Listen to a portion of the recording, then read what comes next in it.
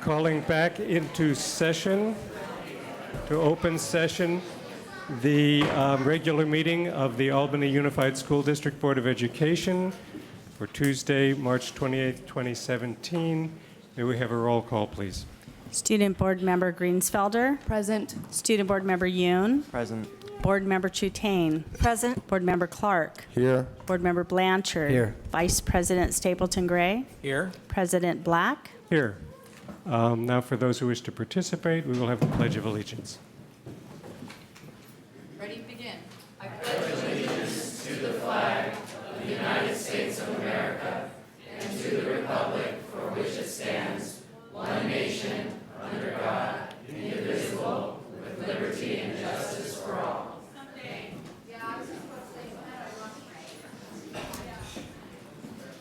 We have a reading of the AUSD mission and vision statement. The mission of Albany Unified School District is to provide excellent public education that empowers all to achieve their fullest potential as productive citizens. AUSD is committed to creating comprehensive learning opportunities in a safe, supportive, and collaborative environment, addressing the individual needs of each student. Thank you.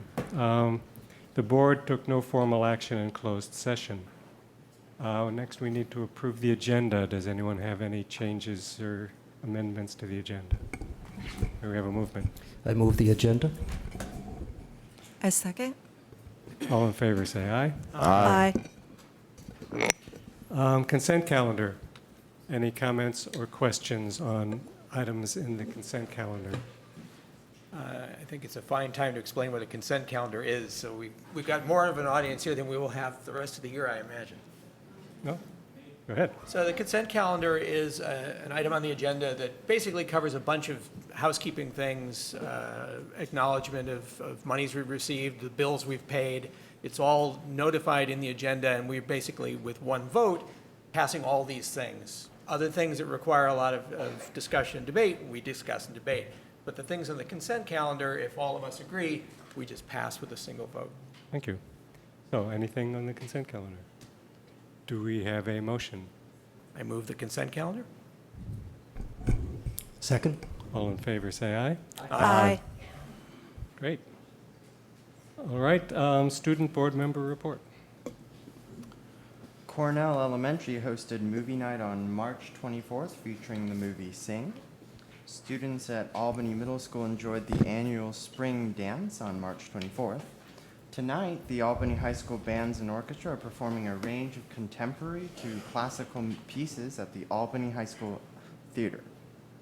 At Albany High School, juniors today participated in a discussion exercise facilitated by SEEDS in response to the recent events. Students expressed a wide range of emotions in response to the events, from disappointment to disgust. One student commented that it is a failure on the part of our educational system to allow any students to have gone through 11 years of the Albany schools with the mentality that the actions that occurred on social media could even come close to being humorous. In addition, students shared their perspectives on the response and further action that should be taken. Several students expressed their frustration over the lack of communication between administrators and students over the process of notifying students of what had happened, citing that they had had to rely on rumors. Other students suggested that the perpetrators of the incident be asked to apologize for the actions they took in a letter to the victims.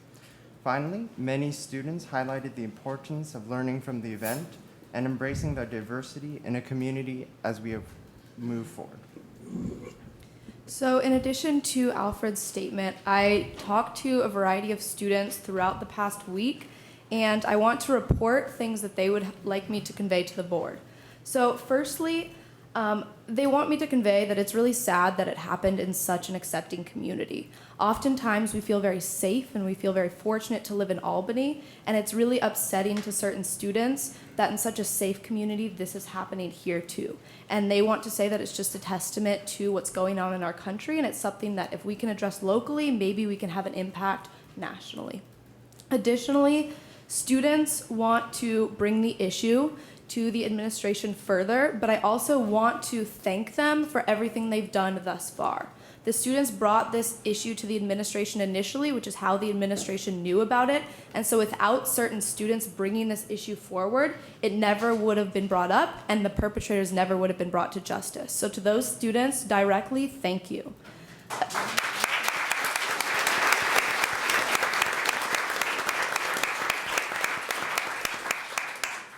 The next thing that students would like me to convey is they would like a discussion about what is going to happen when the perpetrators come back to school. How are the victims going to feel safe, and what is the administration going to do to address the tensions and the animosity between the students coming back? Additionally, they would like the administration to further address the anti-Semitism that is going on and has been going on and has not been addressed by the administration and brought up to the students.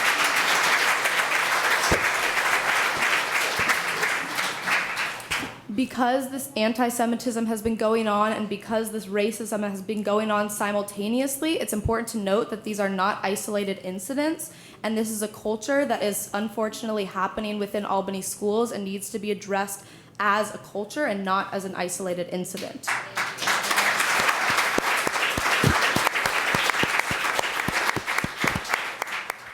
Additionally, students would like to reevaluate the IHS and history curriculum to ensure that it ensures a full review of the slavery that has happened in this country, outside of this country, also so that it addresses actions such as the Holocaust and the Armenian genocide in more depth, that students are fully aware of the repercussions and the experiences of descendants of these activities.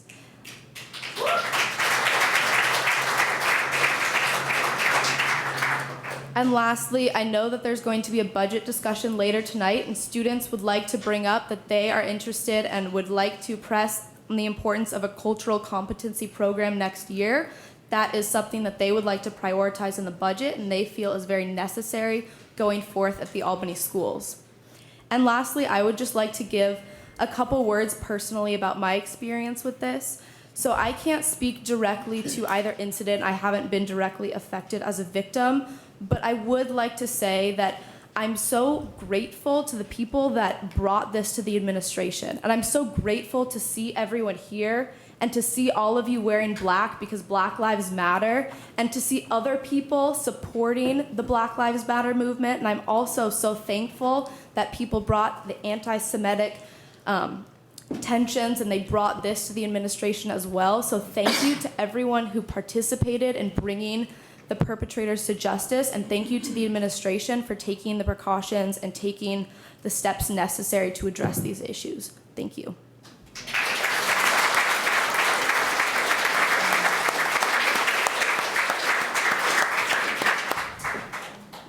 Thank you, Julia. I just want to ask and follow up to that.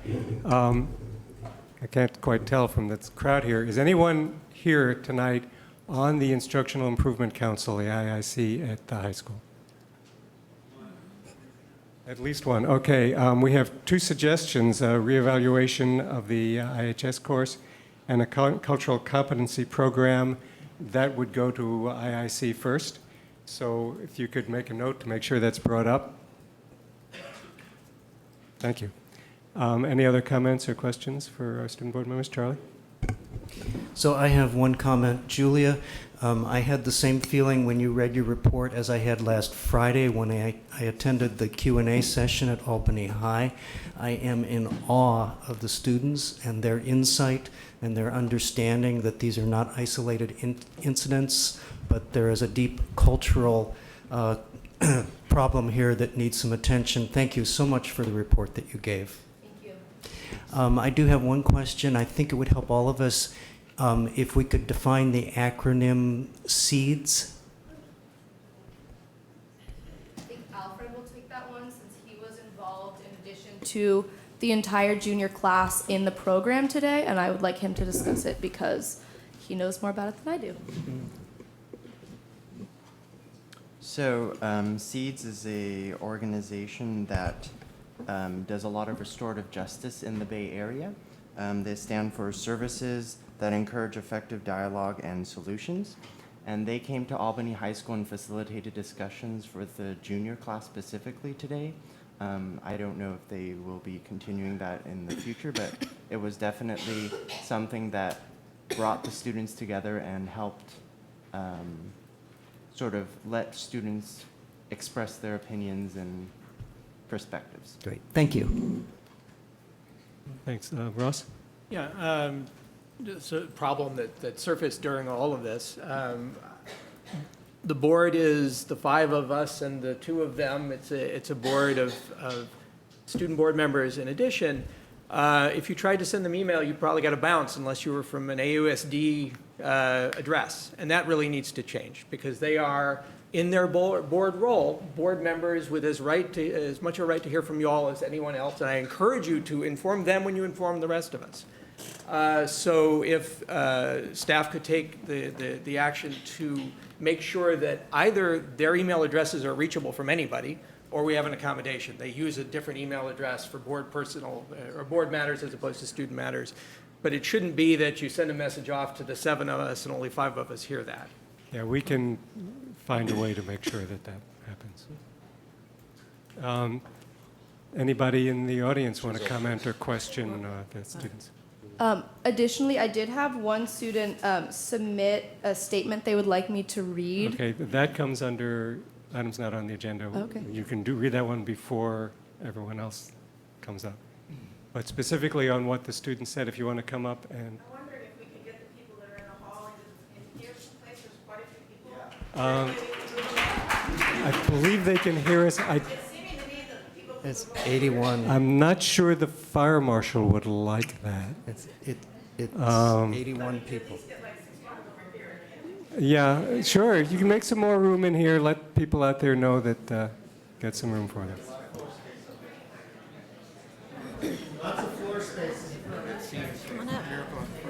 If you want to come up front and sit down, that's fine.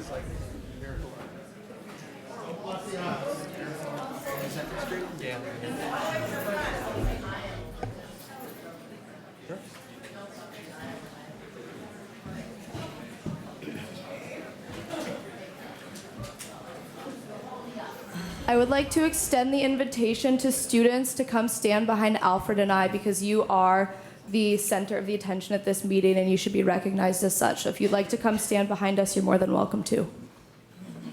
Great.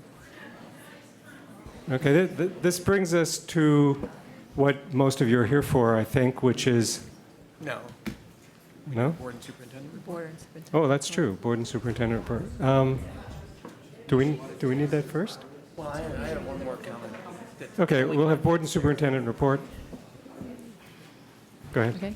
Thank you, President Black, trustees. These incidents have deeply impacted our community, and these racially offensive, anti-Semitic, and other hurtful behavior, I want to say again, will not be tolerated in Albany schools. We are committed to healing the injury and hurt of those who were targeted. We are also committed to restoring the trust in our community to make sure that you folks are assured that our schools are safe. I mean, I want to say that to you, and I know I've sent out a couple of letters, but I want you to know that we are committed to that. We are committed to collaborating and working with our parent groups and with agencies and with our students and with our staff to make sure that the curriculum, the programs, the services that we have for our students ensure that these types of events never happen again.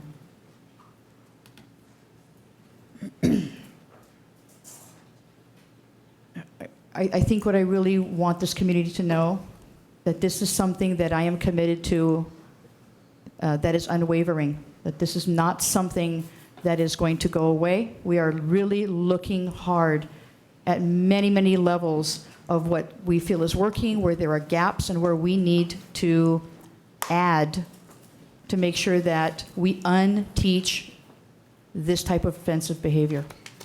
And that we make sure that our kids, I think as Julia said, from preschool all the way through grade 12, that by the time our kids leave our schools, that they are caring, compassionate citizens that are free from this kind of hateful and hurtful behavior. Thank you. Thank you. Board members?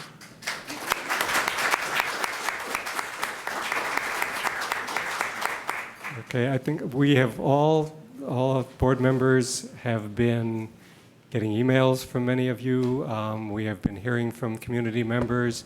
Some of us were at the high school assembly the other day where this was discussed with administration. Some were at the hands around the high school. We're all very concerned. We're all very upset about these events. We're all determined to do whatever we can to make sure that this doesn't happen again. So with that, we will go to persons to address the board on matters not on the agenda. I would just like to say, unfortunately, this is not on the agenda tonight, which means that we are very happy to hear what you have to say. We can't actually respond, but we are listening. We will have, coming up at the last meeting in April, a review of the board policy that exists on student discipline, on freedom of speech, on bullying, whatever is relevant, that we will be reviewing them. We will see if there's anything that needs to be changed in those policies or any way in which we are failing to implement those policies. At that point, the matter will be on the agenda, and if you want to come to that meeting and you speak, we will be able to respond to you. So that's something to put on your calendar and think about. With that said, Kim? You may not understand why Paul just said that we can't comment or respond. It's because this is a public meeting, and everything that we talk about has to be announced on the agenda prior to give anyone who wants to be a part of that discussion notice that it's going to happen. It's called the Brown Act in California. I think in other states it's usually called like the Sunshine Act or something like that. Open Meeting Act. Yeah, that's the reason. Thank you. Go ahead. We want to hear from as many of you as possible. So please keep your comments to 3 minutes or less. And if someone else has said what you want to say, please come up and say, I agree with what the other person said. You don't have to repeat it. And with that, I wanted to say something. Jacob? Yeah, I wanted to thank everybody for coming out tonight. And I've lived in Albany for basically my whole life, and I just wanted to let everybody know that I'm really ashamed, saddened, and very angry about what's happening in our community. And I will do whatever I can to ensure that this behavior stops now. And I give you my word, everybody in the audience. And thank you for showing up. Thanks. Julie has one comment from a student to read, and then we'll start bringing people up to the podium. So this is from a sophomore at Albany High School. She said, I heard about the SEEDS training for the junior class, and I would encourage the administration to provide this education and engagement for all grades. I'm here to support every student at Albany High School. And additionally, to all the board members, you should have a packet in front of you of information that was presented by a student, and the packet has statistics related to the disproportionate number of students of color who are arrested and who are convicted of crimes. And the student who brought this to my attention will be speaking tonight, but he would like this to be considered and taken into account during the discussion. And to all the students, please talk if you have something to say. Your voice is very valuable. Your opinions matter. So if you have something to say and if you want a statement to make, come to the podium and do it. You are powerful and you have the chance to make a difference. Thank you.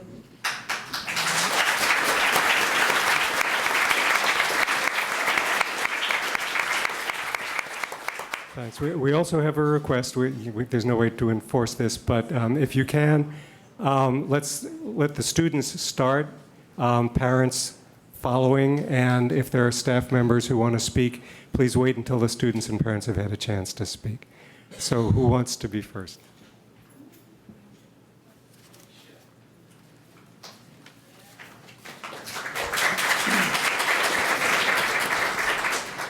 What was revealed and how the administration... If you don't mind, please Yes. state your name. Oh, sorry. My name is Trey.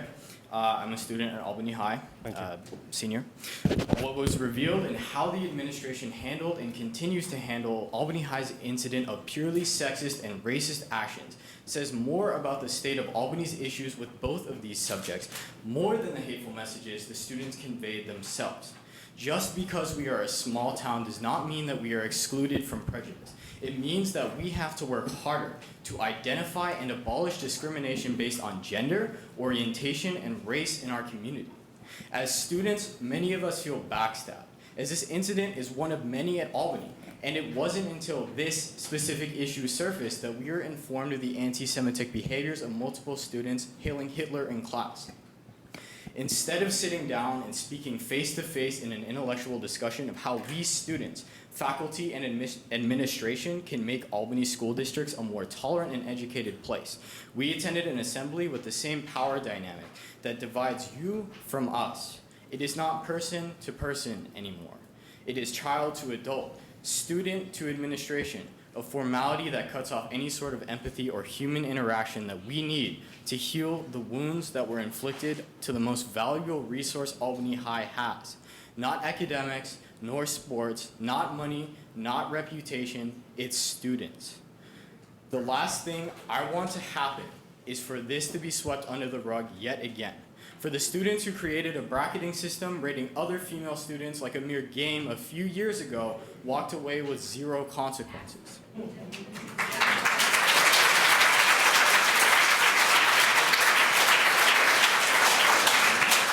We need to rethink how we treat each other at Albany schools. Constructs such as implicit bias, systematic racism, and gentrification in our community and school need to be recognized and openly discussed. If you review the information in the packets I handed to you, there's evidence of implicit bias through disproportionate minority contact with law enforcement and primarily African American and Latino students attending schools with inadequate funding, resulting in a drastic achievement gap by race. To conclude, we want transparency. We want collaboration with faculty and administration. We want additions of these social constructs into our curriculum. And most importantly, we want ignorance and prejudice to be met with restorative justice practices in which students are required to heal the damage they caused with actions and not empty apologies.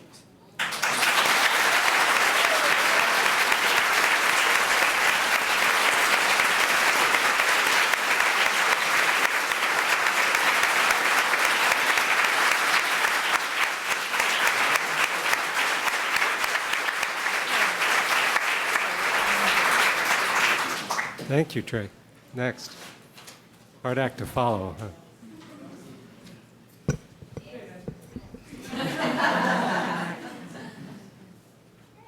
It's okay to stand up and say, I agree with him. I will be the first to say, my name is Talia Weston. I'm a senior, and I agree with him.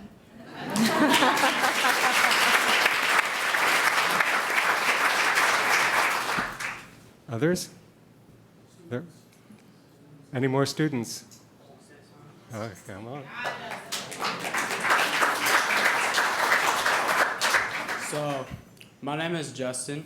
I'm a junior, and basically, one thing I want to say to you guys specifically is that I see this, like, incidents like, not specifically incidents like this, but racism and, like, sexism, all kinds of bullying that happens in, like, similar matters to this. I see this happen in other schools all across the Bay Area, and, like, it's great what we're doing here right now. So I want to encourage you guys, and maybe even you guys too, to, like, spread this to other schools because they need it just as much as we do. That's it. Thank you.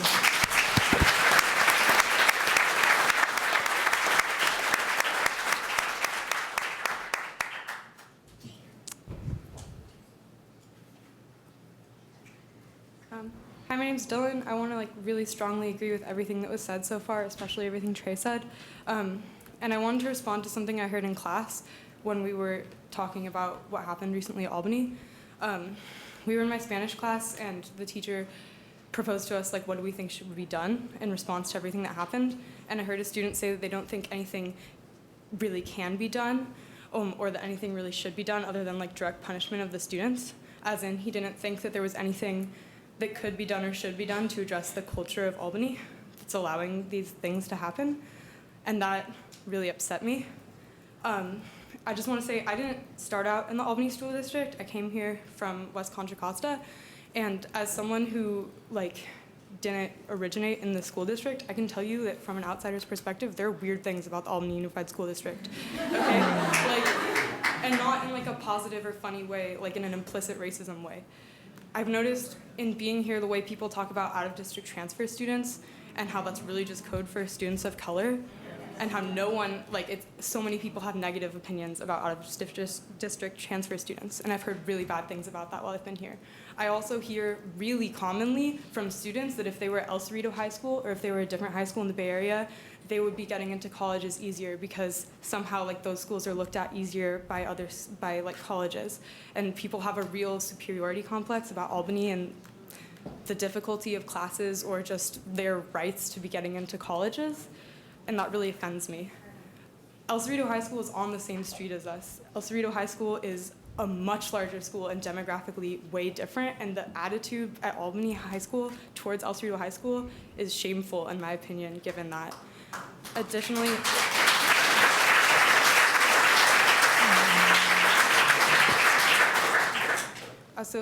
people also talk a lot at Albany about the problems with the demographics of AP classes, but I noticed that last year AP Studio Art was offered at the same time as mandatory McGregor classes, so people at McGregor who are generally a slightly different demographic than just the normal Albany high school population weren't really allowed to be taking a very popular AP class. And so I think that if people actually care about integrating people into AP classes or changing some of the negative stereotypes at Albany that are really there's a reason Albany is its own school district and it's only 1 square mile. I think that things need to be done to address the actual character of the school system.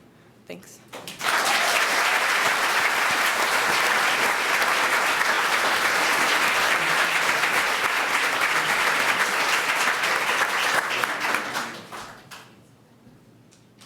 Next. Parents can jump in here if there are no students getting up.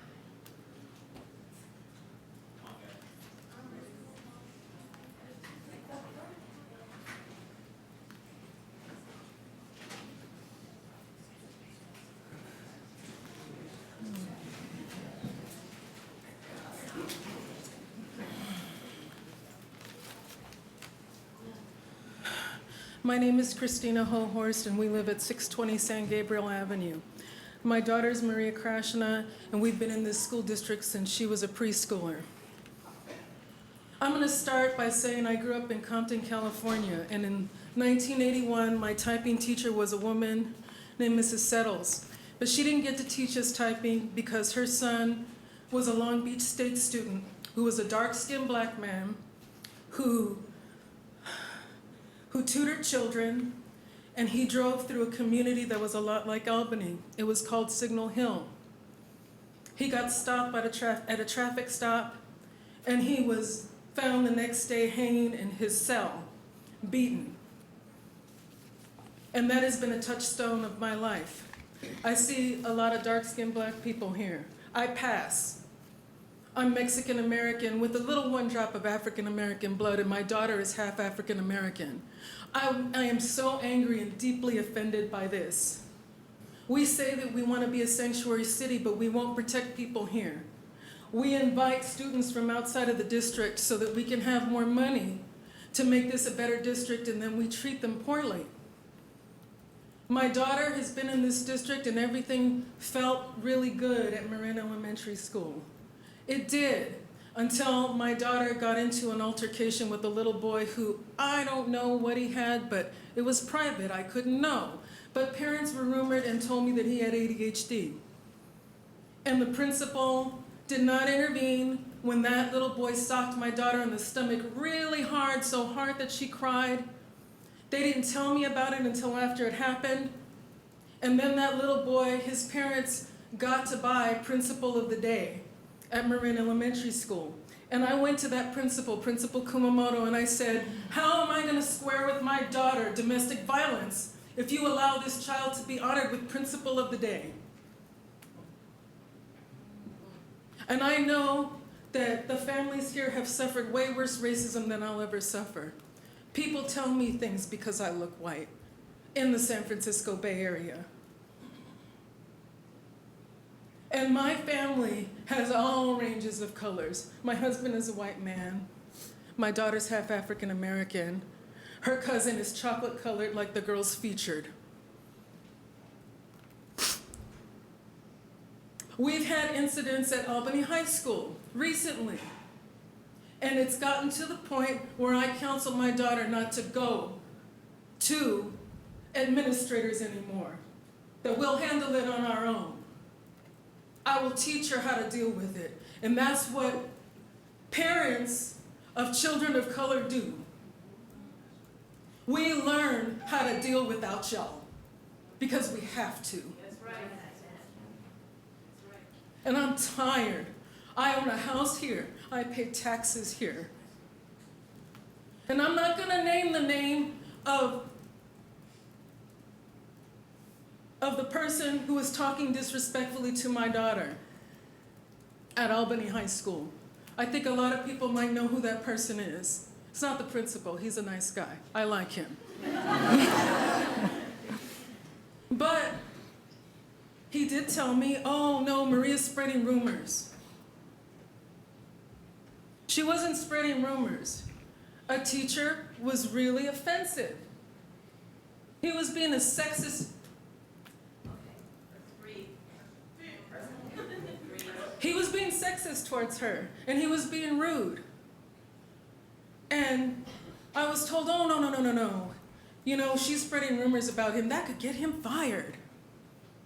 Well, maybe he should be fired. Maybe this stuff should be taken seriously. We're not drama queens. And when people talk about racism, a lot of times, even at work, and I work at a great place, I'll talk about an incident. It's like, oh, maybe she's imagining that. Oh, it's not that bad. Are you sure that happened? Are you sure? Well, why do you look at it that way? Take us seriously. When we come to you, take us seriously. People die over this stuff. And I want to close with the fact that heads need to roll. I'm sorry. Somebody's got to be expelled over this.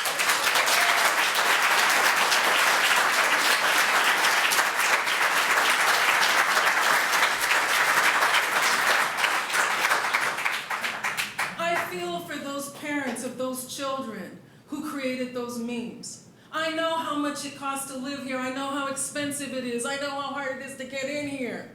I grew up poor and on welfare. Trust me, I know. But if somebody's not suspended for this, what you're telling me is that Black lives don't matter. Ron Settles died over this kind of stuff. This is life and death. It's not a game. And our children have to go out there and deal with this. So I ask that you take my comments seriously. And then when we bring something to you, that you actually consider it and not dismiss it. And that when a racist incident happens, some kid gets licensed, y'all send us a letter. Why can't you send us a letter saying that there was anti-Semitism? Why can't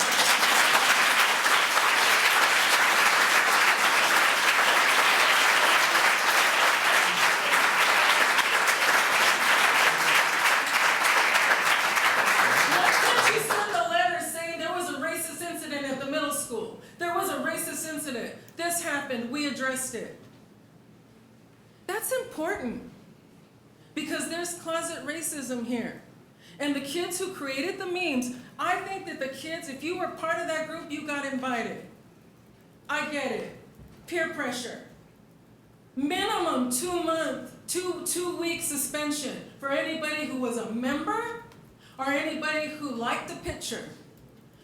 If they made a meme and if they posted it, out of here.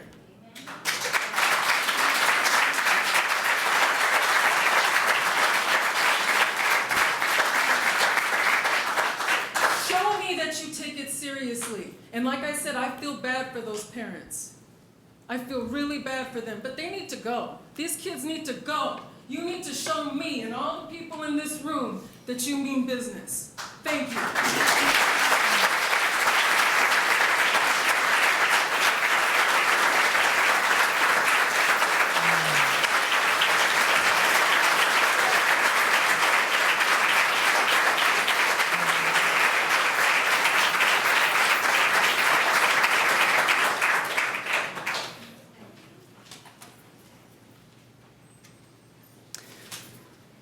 Thank you to the last speaker, and I share many of the same experiences. My daughter was punched in the face as a kindergartner in this district, and there are many other stories I could tell, but I'm going to read what's on the paper. My name is Alexandra Campbell Jones.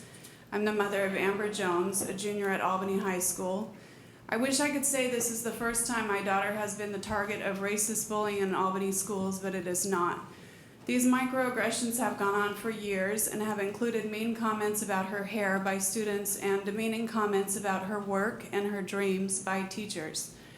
The egregious act of creating a racist Instagram page with pictures of torches and nooses and KKK Klansmen has been the most offensive and horrifying situation we have had to face. Her father also passed away in 2014, so she's already dealing with trauma. This is additional trauma. I would like to see all 3 boys who played a part in creating the site and taking and posting pictures expelled from Albany High School. I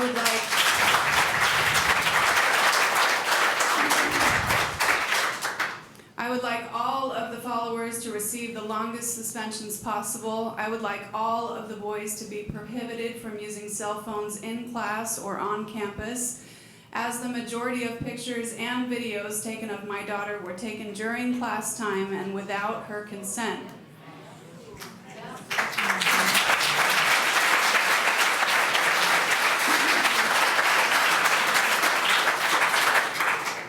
The young men involved have created a hateful environment where my daughter dreads going to school, stresses about her appearance and how she can wear her hair to attract the least amount of attention.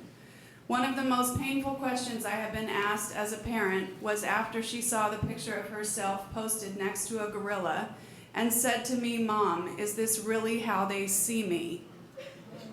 Even though the expulsions and suspensions are necessary and a much stricter policy regarding use of cell phones on campus and during class time is important to understand, it is important to understand that the psychological impact of these postings will affect our daughters for years to come, long after the consequences for the young men have ended. As a teacher in West Contra Costa Unified, I am more than aware of the problems that exist in the public schools and the conscious decision our family made to place our children in Albany schools, thinking they would receive a safer, more quality education. I am so deeply hurt and disturbed by the actions of these young men involved and urge the board to vote to expel the 3 boys who created the account and strongly discipline and restrict the 12 boys who were racist bystanders and followers. Thank you.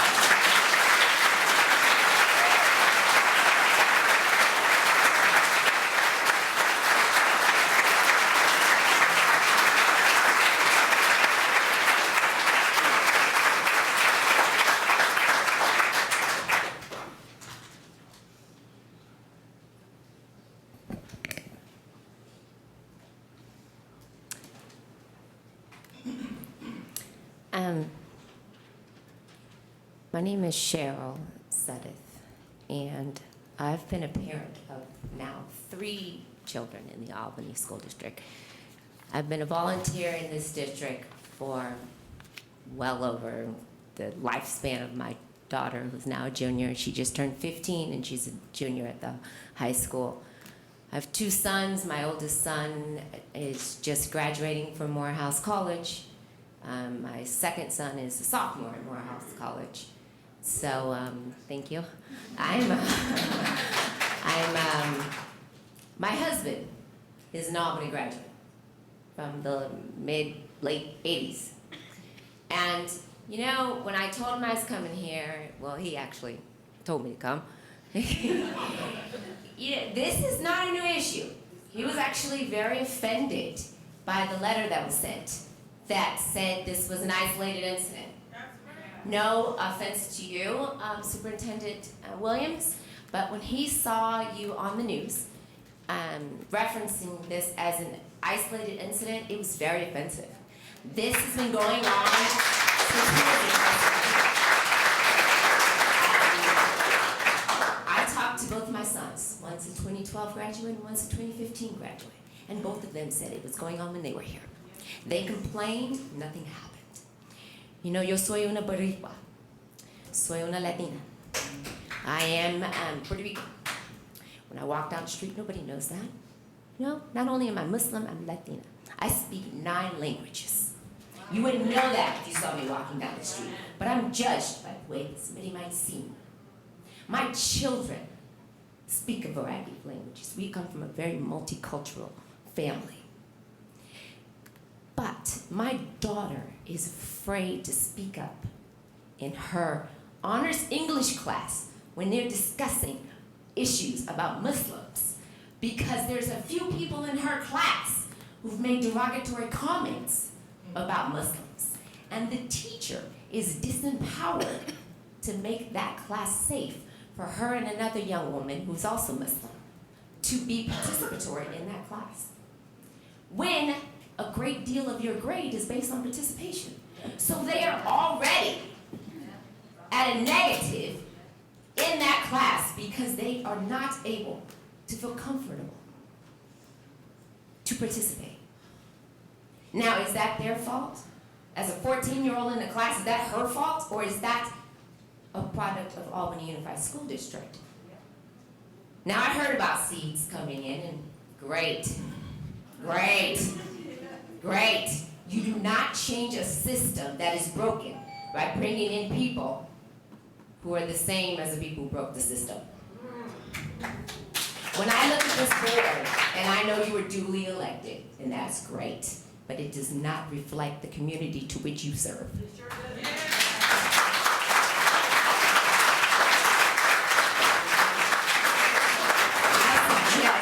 I suggest that you take a moment and you reach out when you are trying to deal with children of color, children of consciousness, and children of culture, that you reach out and you speak to the people to whom those children spend their time.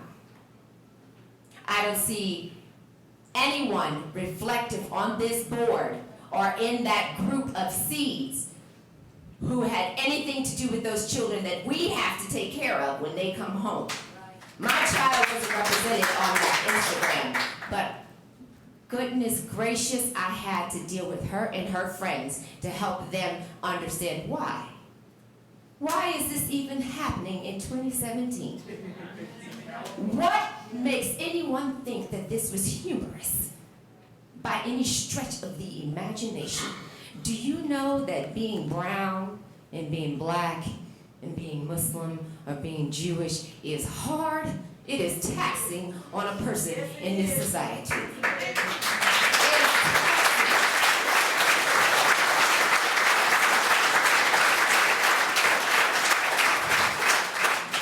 We at least had a few years ago, we had Mr. Goins at the school who the children were able to go to and speak to and collaborate and see somebody work on them and maybe even have someone to represent them and advocate for them, and he's no longer there. And as little bit of comfort as that may have seemed to someone on the outside, that was a big thing. At least I know from my son and his friends. And if you make no other gesture, make that gesture. Make that gesture to some of these children, that they have somebody that they can go to who they feel like is sitting at the table. These young people, and unfortunately I know a lot of them, and I've known them since their time at Marin Elementary School, who made some very poor choices to be involved in this spectacle, and that's what I'm going to call it. A spectacle, because they've made a spectacle of everything that they should have learned in these 12 years from kindergarten to 11th grade at Albany Unified School District. I'm not disappointed. I'm not disappointed. I'm hurt and I'm offended that more people are not outraged on what has been going on at this school. I spoke last week at a career night at the Jewish Family Center in San Francisco, and one of the women came up to me and said, "What is going on at Albany High School with the anti-Semitism? Not just the racist things going on with the black and brown children, but what's going on with the anti-Semitism? How is it in San Francisco? They bring it up before we get a note from the school district."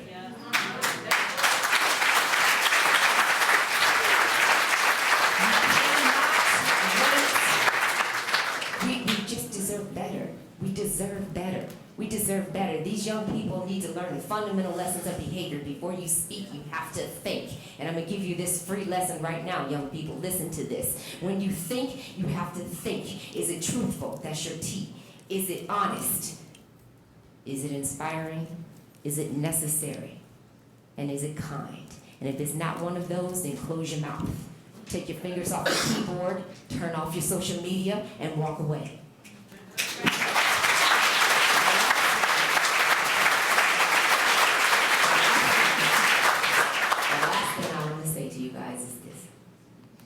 Two things. Listen, I'm a confessed germaphobe. And with my germophobia, I have some other phobes. I don't allow any kind of phobes in my life. No xenophobes, no misogynists, no racists, no sexists, no homophobes are allowed in my life. Because as I said, being black and brown and Muslim or Jewish is hard enough.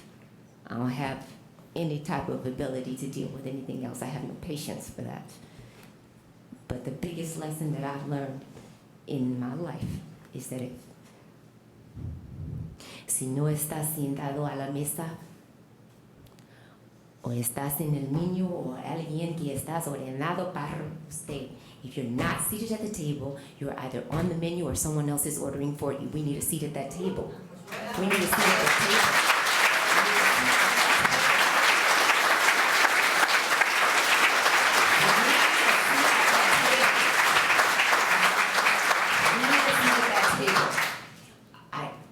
Understand that you guys have been using these companies for years, but I'm going to tell you this, I challenge you with this. How's that been working out for you? It ain't been working out too good if you keep using the same people because they're not producing the results that you do. I've been teaching. I'm a compliance officer, and I've been doing EEO for over 25 years. And I can tell you that what's happening in Albany is a travesty because you keep doing the same things over and over again. It's the definition of insanity. It's the definition of insanity. You can't do it that way. You've got to start from the top down. The top down. This young man, Trey, said it from the beginning. You're putting students against, you're not talking to them to find out what they need. You've got to find out what they need. That's how you find out what works. You can't go in telling them what works. Find out what they need first. They're the stakeholders. It's their education. We're sitting here worried about these few students who are good students. So we don't want to ruin their transcripts because they scored a 15-50 on this.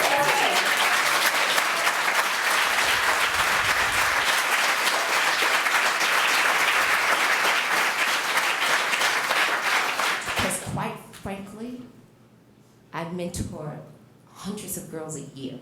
And I can tell you right now, it's very, very difficult. 20, 30 years later, I'm a survivor of that. I'm going to tell you, it doesn't go away.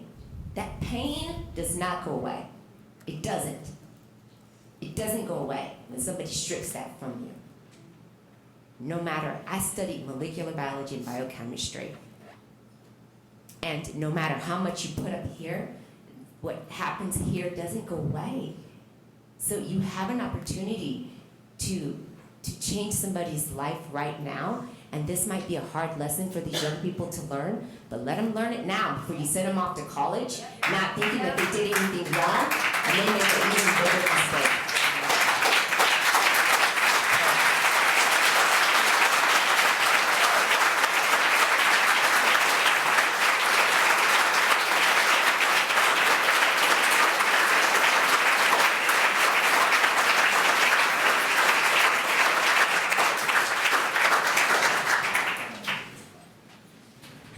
everything that's being said is very important, and we really want to hear it, and we want to get as many people the chance to speak. So please try to keep your comments to 3 minutes. Thanks.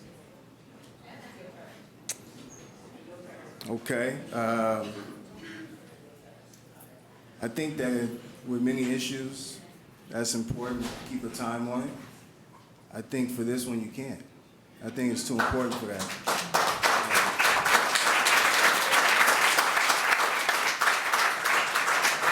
So, I mean, we can try, but I doubt it. Now, there's some things here that I want to address. You know, my wife told me that I need to address these things while I'm speaking and try not to go off on my tangents. So I'm going to attempt to do that. First, I want to start off by saying I am an Albany graduate.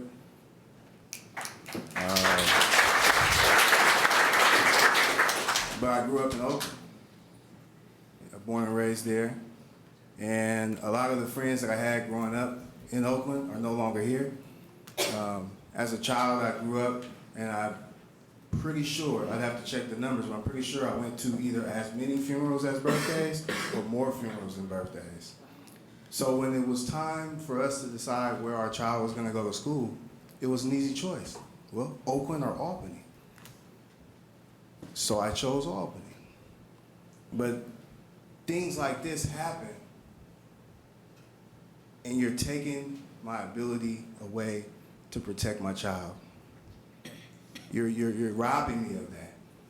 Because I had a decision, I made the decision. I'm not gonna send her to school in Oakland because I want her to live, and I don't want her to go through the same things that I went through to get to this point. What's the point? What's the point of working hard in school and doing everything you have to do and then growing up and then getting a good job and making enough money to send your kids to school in a place that's great if they're gonna get treated like this? I might as well save that money. Save all that effort, go to school, have her go to school in Oakland. But why do that? Students that did this was not rash. This was not an accident. This was not a mistake. If you go to school and somebody makes you mad, you get in a fight with them and you beat them up, that's rash. You made a mistake. You should get suspended. Fighting's wrong. But when you pick up your phone and you go online and you find something and you take a picture of a student and then you create the thing and then you screenshot it and put it on the other piece and then you write comments and then you load it on the Instagram, that's calculated.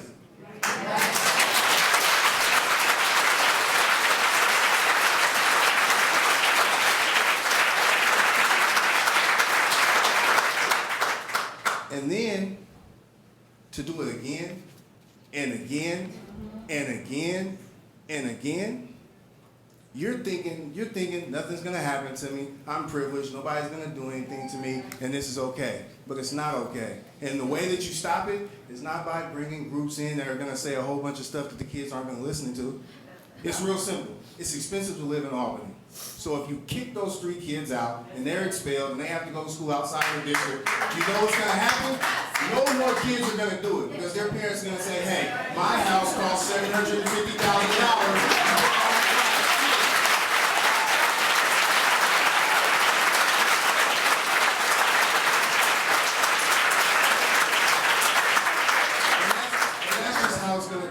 That's how it should go. When you do things wrong, there are consequences. When you do something this wrong, there are harsh consequences. Like I said, this is calculated. This is something that they thought about over time. This is something that you know it's wrong, but you do it anyway. That's something that you can't fix with a suspension. You can't fix that with sitting down and let's talk a little bit. That part is done. Those girls and the people depicted in those pictures are hurt. You can't fix that. That's damage. You can't go back and reverse it. What you can do is you can say, your safety is the most important thing.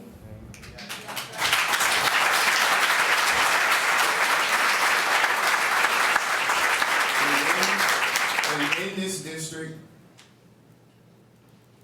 we are gonna protect you, we're gonna protect you like this. If you do something like this, you gotta go. If somebody else does it, they gotta go too. If you wanna do it, you can leave as well.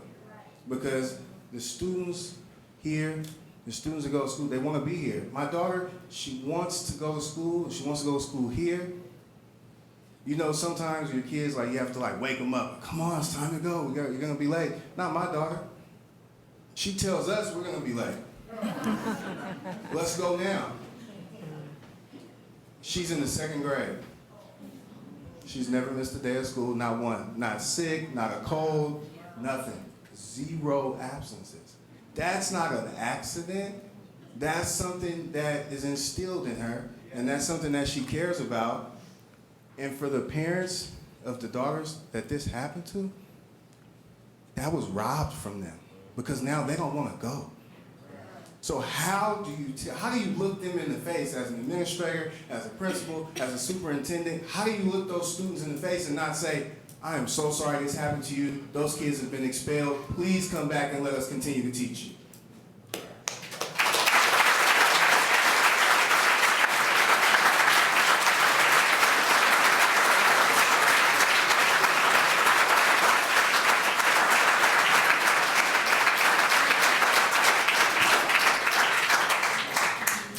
Everybody. My name is Cheryl Thies. I have been in Albany for too many years, 40 years. I grew up in East Oakland, and I came to Cal as an EOP, an equal opportunity student. I lived in the village, and I never left. And I stayed because of the schools.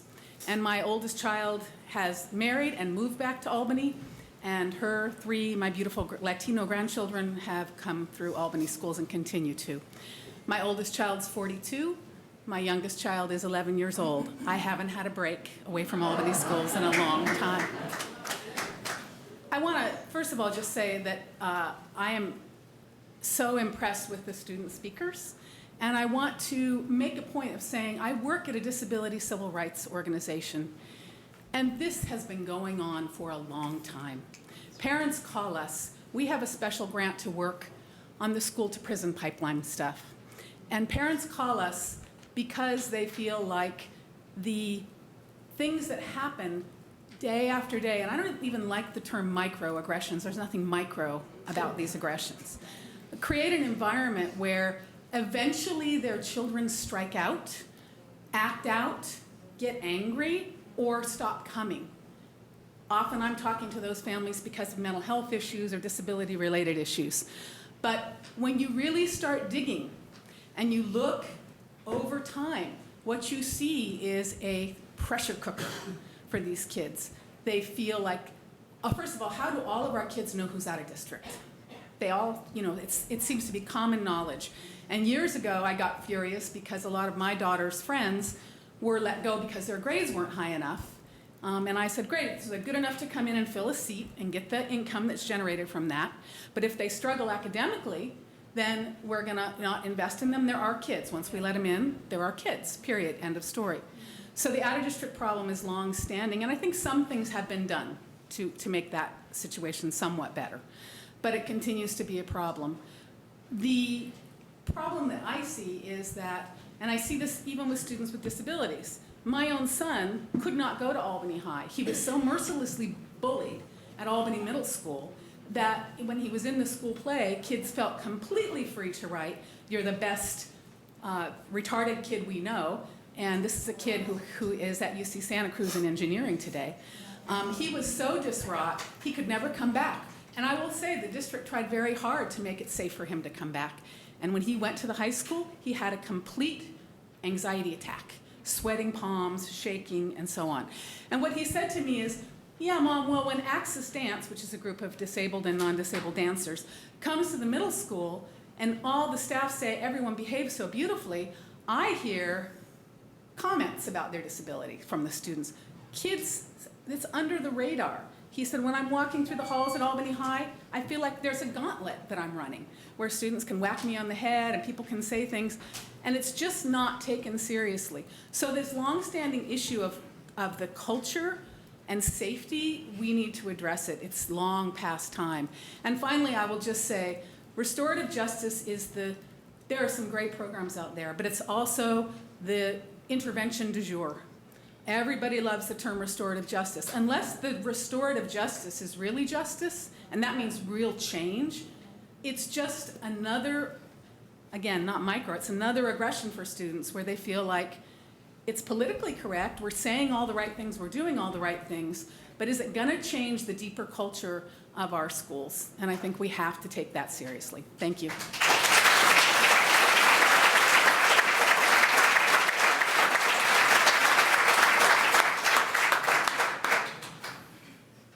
Hello, my name is Olga Miranda, and my home address is 928 Stanage Avenue.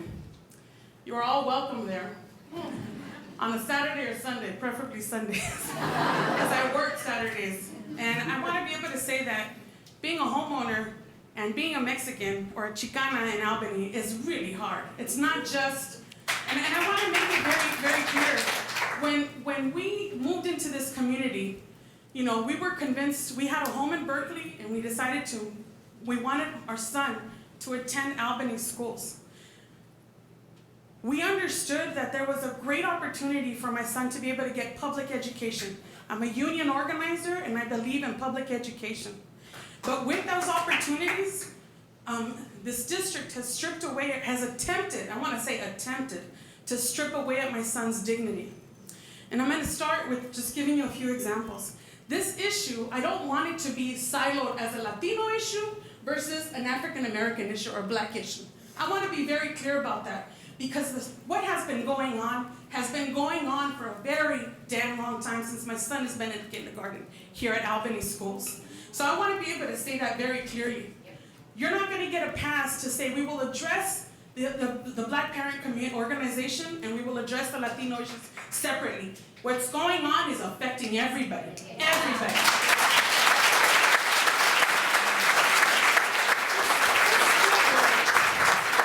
This school board, and I applaud you for running, but this school board has a responsibility that even if it might not be an election year, then you welcome leaders within all the communities to be able to sit here. Los Angeles does it. San Francisco does it. They create commissions to be able to call these issues out and that they are documented.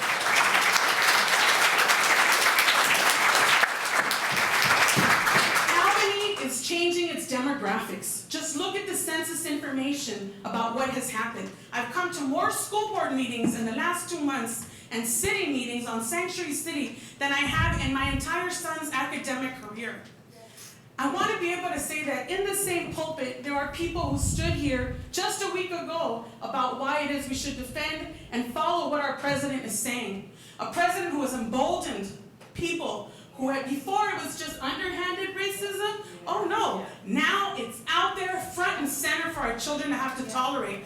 My son's dignity will not be chipped away at. As his mother, I will not allow for that to happen. But this school district needs to understand that this is a systemic problem. I applaud you for bringing in seeds, but seeds is not going to change the makeup of this school board.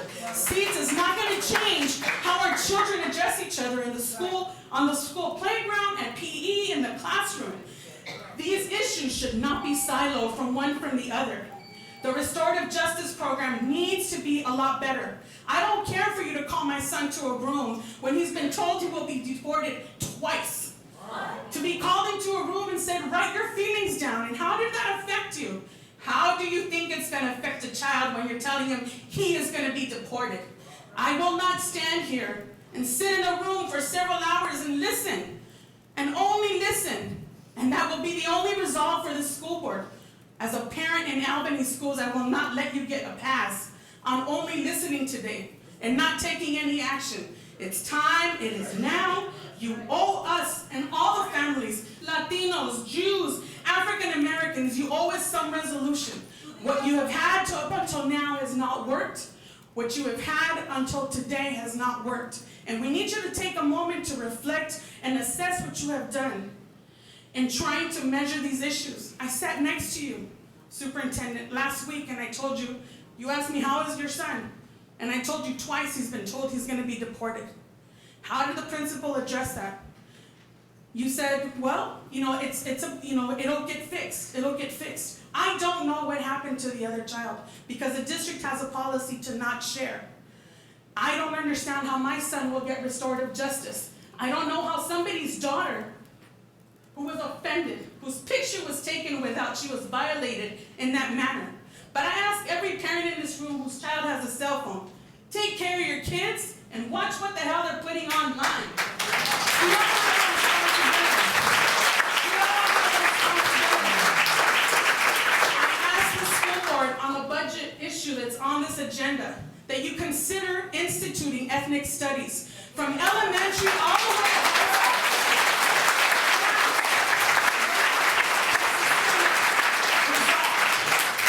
Now, will it fix these children's pains, these offenses that have been hurled at them? Absolutely not.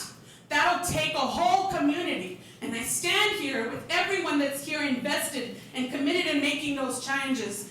Are you tired yet? Are you tired yet? I'm tired. I am tired, and I am standing here. I volunteer. I give money. When you guys want to raise our taxes, I'm the first one to say I'll sign, and I will vote yes. But what have I gotten in exchange except hurled insults at my child about how his parents are drug dealers, that I'm in the cartel, that his father sells drugs? And this is the community that I wanted to come to. I grew up in Echo Park in the Rampart Police Division. Many times I was told to kneel with my hands behind my back. That was not the environment I wanted my son to be raised in. That's why I came to the Bay Area. That's why I went to Cal. That's why I'm the president of a union in San Francisco. And I want to be able to be very clear. We are all accountable to each other. The mothers and fathers in this room for what our kids are publishing, to the school board, will owe us answers on how this is going to be resolved. There will be not enough rallies. There will be not enough seeds, commitment of money. What we want is real solutions that will be long existing.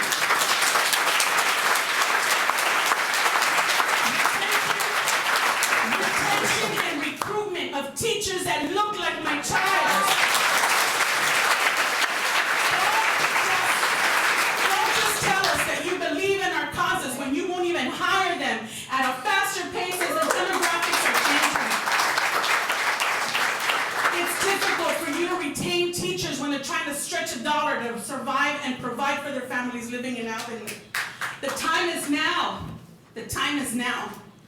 My son's dignity and my children, all of our children in Albany. This young man is an incredible fourth, Alex. Can you please stand? This young man comes and is not just my son's friend, but is also his math tutor.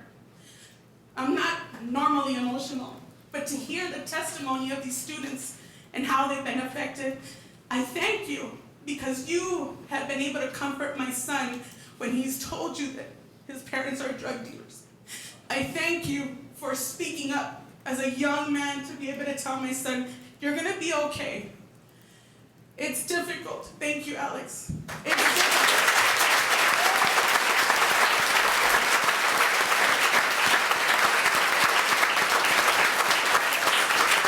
Having a son with ADHD is difficult for him to tell him, keep your head up and don't give them the pleasure and satisfaction of crying. Don't let them see the pain in your face. How do you tell an 11-year-old? Those were the conversations that my mother tried avoiding when she immigrated here from Mexico.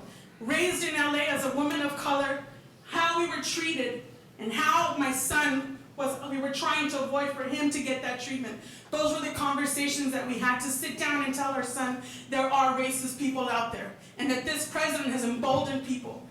But you need to keep your head up. No matter how much pain is hurled at you, you need to be able to go out there and work twice as hard to be able to show people that they will not put you down, that you will always keep your head up. And I ask you as school board members today, open the doors to this table so that we really see some solutions about what our families need. Thank you.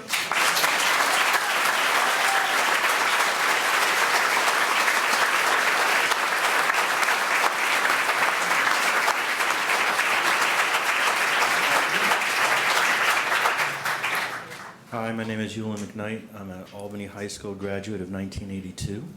I would like to once again please invite invite students to come up and speak, because I think after hearing what some of the parents are saying, I think you really do have something to say, and I really, really want to hear from you.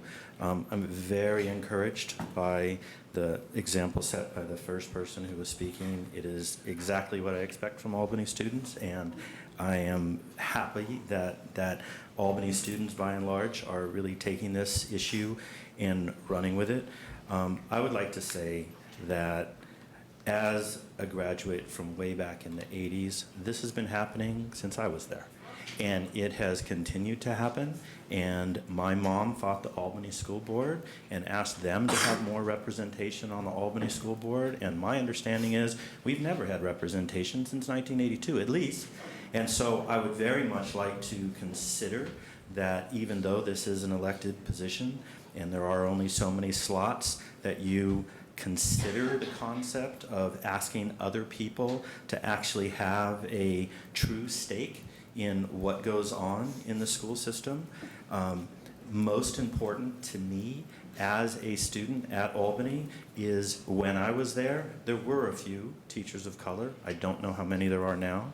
I know that they were our safe haven. When we ran into problems like this, we would go to them. We had Mr. Rogers as our vice principal, and he literally saved my life on a number of occasions where I was going to do things that would have basically done the absolute worst thing that you can imagine, and he talked me down from it because he understood the pain that I was going through.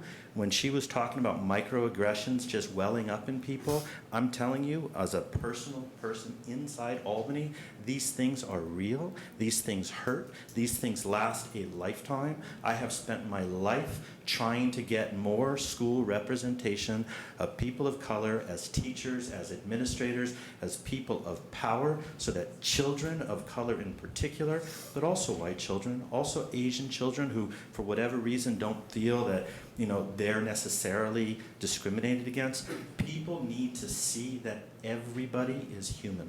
We are all human, we are all equal, we all have facilities, we all have advantages, we all have problems, but when what you see in front of you is an all-white board and an all-white city government and an all-white police chief and an always white fire chief and an always white going on down the list, what you start to believe is that white people are better and that people of color have problems. And I understand why so many people feel that it's okay to take pictures of the absolute most marginalized people in our community, post them up on the internet. Why? Because a few months before that, or a year before that, there were these bracketing systems going on, and it's like nothing was being done then. You have 9th graders doing Heil Hitler salutes down the hallway, and people are like, oh, they must not really mean it. What do you mean they don't mean it? Yeah, they mean it, and they know exactly where they got it from. And the only reason, in my opinion, that this stuff is allowed to continue in Albany is because Albany has always seen itself as this progressive, liberal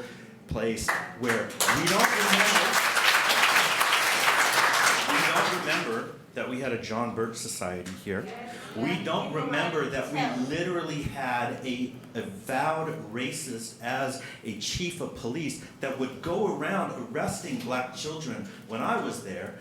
I had a police officer who lived across the street from a friend of mine around the corner, and he would regularly tell him, black person, that, well, that's a horse of a different color. Whenever there was an issue going on, this stuff is part of Albany's history, and for you to say that it is some isolated incident says more about you than it does about the history of this state.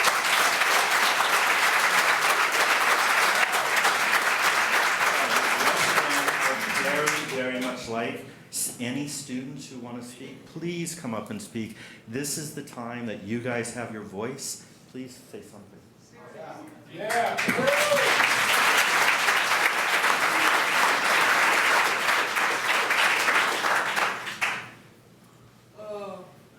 I see this every single day. People saying, go back to the plantation fields. People calling me the N-word. People calling me monkey. People calling me baboon. It's just all this stuff is just bothering me. And it's not okay. And I want this to stop. And I want those kids to be like gone out of this school. It pisses me off. And I'm just sick and tired of people being racist. People just doing the Hell Hitler thing. I have friends who did that, and I can't look them in the eye. And I have friends who did those things to those girls, and I can't look them in the eye. I just don't want them going back to school. So that's it. Thank you.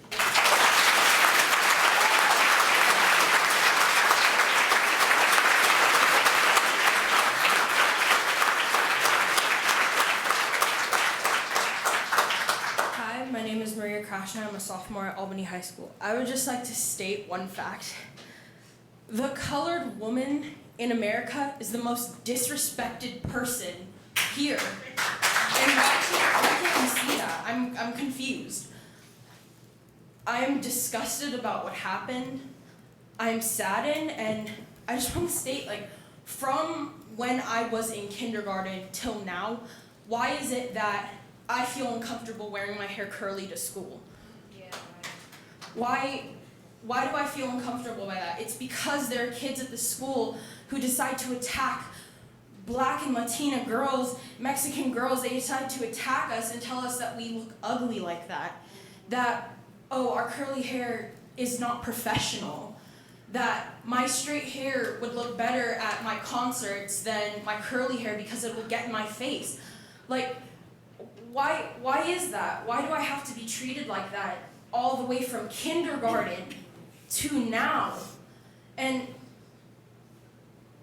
why is this not being addressed is my question. I was very, very angry when my mother got the email saying that this was an isolated situation.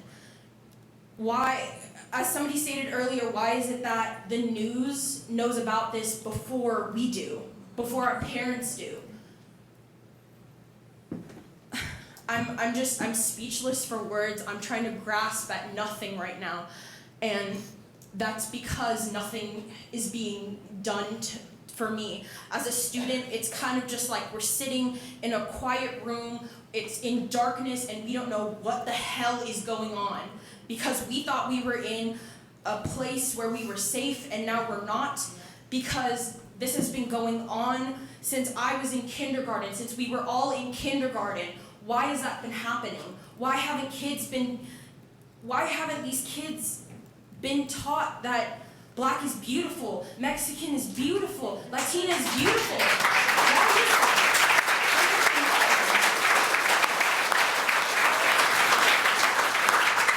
I want to know why some of the teachers at the middle school thought that when my father, who is an African American man, was picking me up, that he was kidnapping me. Are you serious? Really? Really?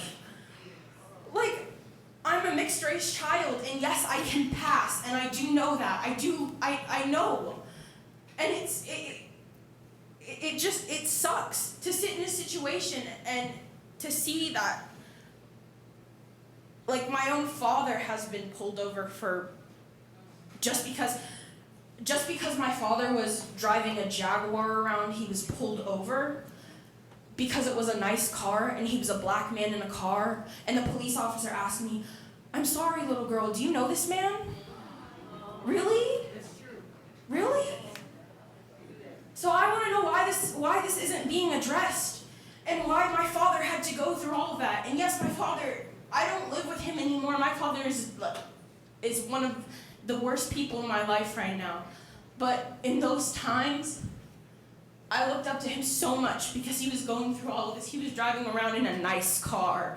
He was being able to afford nice things. We were able to go to the Hilton in LA. As a Black man, he was able to do that stuff. Why isn't Black beautiful? Why isn't it here? Thank you.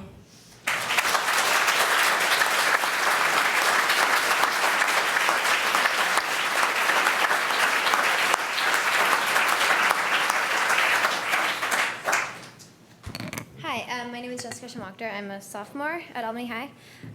First of all, I'd like to say that as a Jewish student, as a student of color at the school, it is absolutely unacceptable that we were not informed of the anti-Semitic incidents that occurred on an ongoing basis earlier this year. And as many people have already stated, this was not an isolated incident, and neither was the disgusting Instagram account. These are merely symptoms of a culture of systemic racism and oppression. And to everyone here, we need to acknowledge the prejudiced thoughts rooted in systemic racism that we have.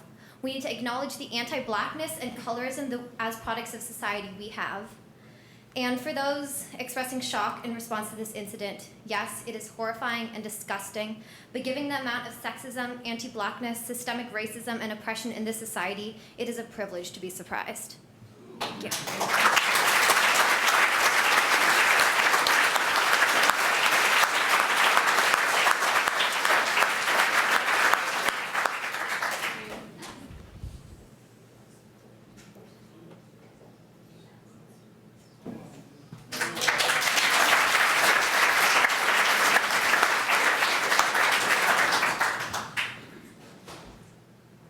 I would just like to say I've been going to Albany schools from kindergarten. I'm a senior now at Albany High School. Just sitting in class every single day, you feel singled out because you are a girl of color. I am the only black girl in my AP math classes. I was the only black girl in my AP, or my honors math classes, honors English, where we talked about racism. And like people said before me, it's hard to speak about those things when the rest of the class doesn't see where you're coming from. They don't have the same cultural experiences that you have had.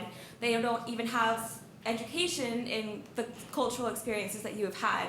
And when I read about these things on Instagram, it really broke my heart because I have the exact same hair as these girls, and people who are not part of the Black community may not understand how long it takes you to love your hair and to love your skin when social media tells you not to.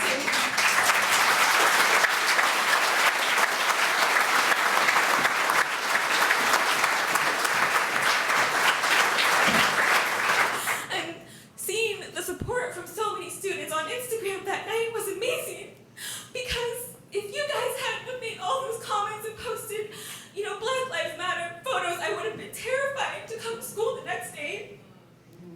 Because if I even hear the word lynch or KKK, that sets something off in my brain that other students just don't have because they're not from the colored community. And I understand that a lot of people don't understand that.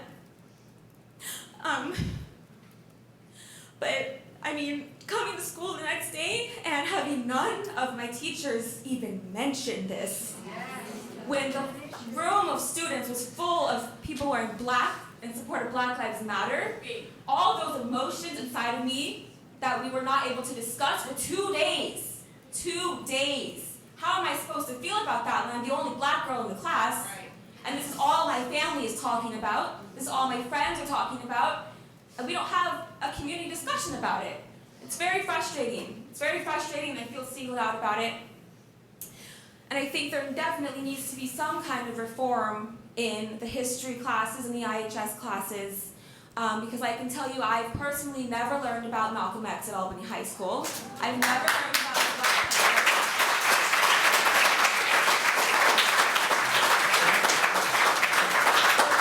that I learned about because I chose as a black person to go and educate myself about them and not wait until college to learn about them because they're part of my everyday life. I think about racism every day because it is a part of my reality and my father's reality and my brother's reality.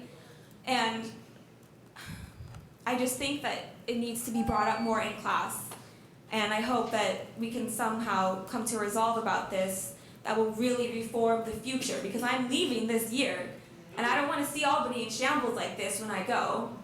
And I'm really proud of the students and the families who have come out to support the colored community, and I want that to keep going. I don't want it to just be some phase that got everyone riled up and didn't continue. So.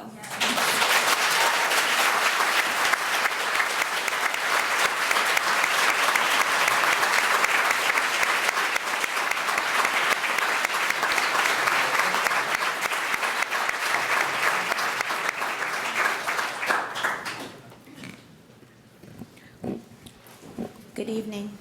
My name is Desiree Moret Blyden, and I'm a parent of 2 children at Marin, and I'm also part of the Black Parent Engagement Committee. I wanted to give the board and everyone here to say thank you for giving me the opportunity to speak. As you heard, there are a lot of examples of how students have been targeted, victimized, and humiliated because of their race at Albany High School, the middle school, and elementary schools. Nothing on the internet is ever truly erased. It lives on forever in web archives, links, retweets, shares, and through one's persistence, exploration of infinite scroll. Our students are victims and feel unsafe and unwelcome to come to school. While they withdraw from the world and lose their passion for learning, the perpetrators are allowed to roam free, protected through anonymity and shielded from consequence due to inability of your administrators to enforce the student code of conduct. It sets a very dangerous precedent and reflects poorly upon the members of the board who are entrusted to provide a safe and supporting learning environment for all. I respectfully submit 3 new ideas for discussion and request that it be added to a future agenda item. 1, I ask that the school policy on conduct be revised. As the district's policy on conduct is signed by the parents and students are responsible for not violating the existing laws to protect all students against harassment and bullying. With the revised policy, it would allow punitive measures to be taken against the parents and the students who violated that district policy.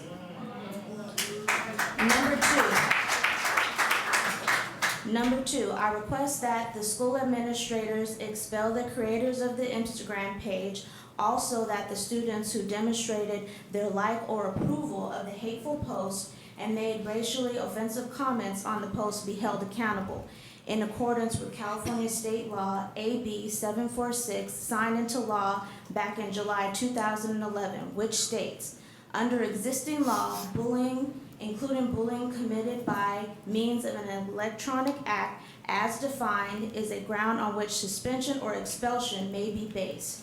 This bill would specify that an electronic act for purposes of the act included posts on social network, internet, website. Number 3, members of the board, in your efforts to empower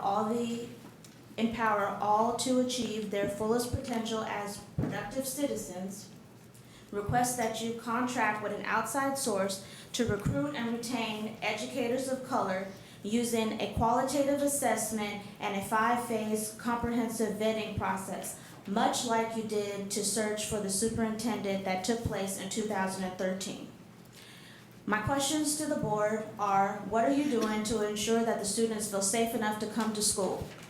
How is Albany High School responding in the best interest of our school and community? How can the district achieve cultural diversity and inclusivity? Who will protect our community?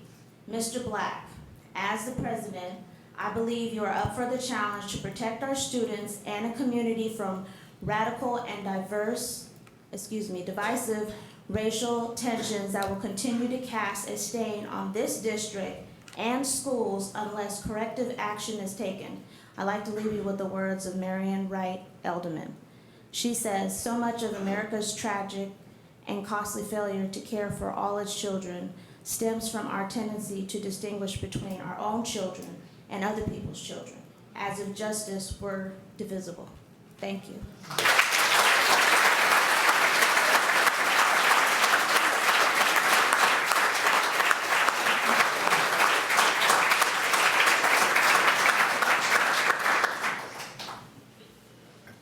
Carla, you forgot to give me the memo to wear black.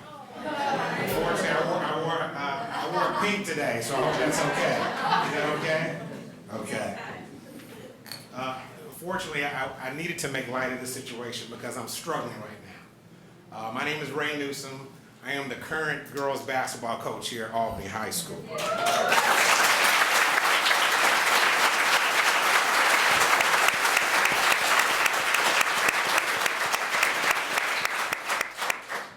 I've been coaching coaching here for 14 years. I've coached all different type of girls, white, black, Latina, Muslim, gay, straight, even some foreign exchange students I had a couple years ago. I've coached it all. But here's what I'm struggling with.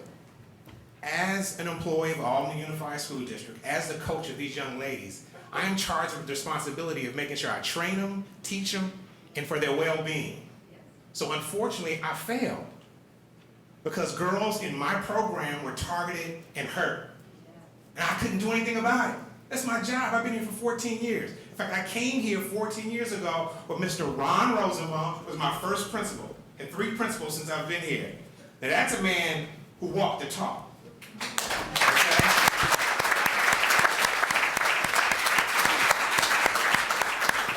This is a man that built his career in an African-American school in Oakland. So he knows the pains and the struggles that black people are going through, and he was charged of making it right at Oakland Tech. So that's a man I trust. If he was up here on his watch, I would feel good about this situation, because I know he would take care of it. I know he would take care of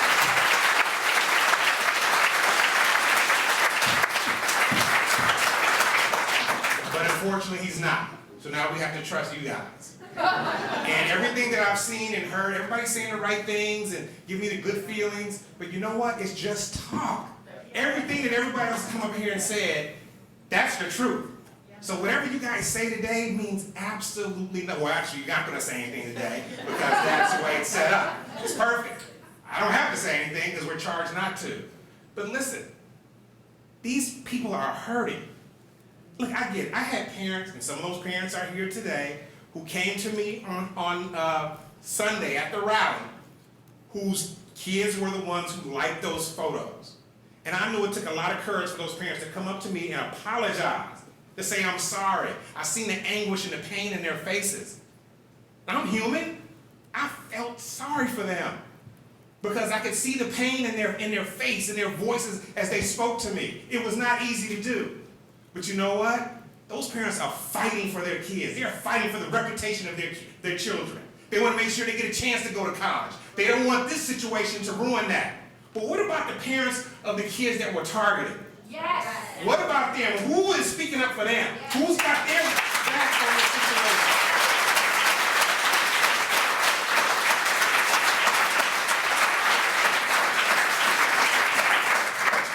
So while I'm struggling, because not only were kids in my program targeted, I was targeted. Yes.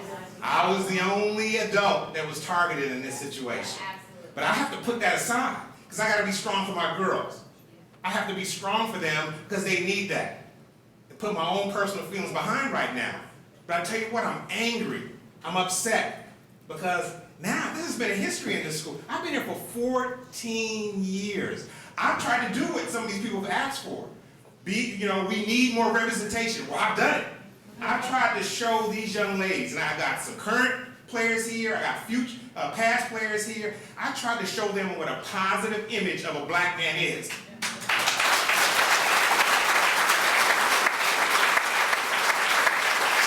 And they know there has been no one more loyal and protective of them than me. They know that. But where are you guys at? Where are you guys at? So here's the kicker, and here's the thing that really kicks me in the gut, because what I've tried to do by showing that positive image, these boys took that image along with another young lady on my program. They cropped us out and put nooses around our necks. So that's the image that I'm leaving here. 14 years in this community, and that's the image that when I walk away from here, it's been on the internet, it's been on Facebook, I've had people from all over the country calling me, horrified of what's happening. That will never go away. So these boys can come back to school in 4 or 5 days after watching cartoons or whatever, plotting their next, dastardly deeds, and forget about it. Well, I can't. These young ladies can't. We gotta live with that for the rest of our lives.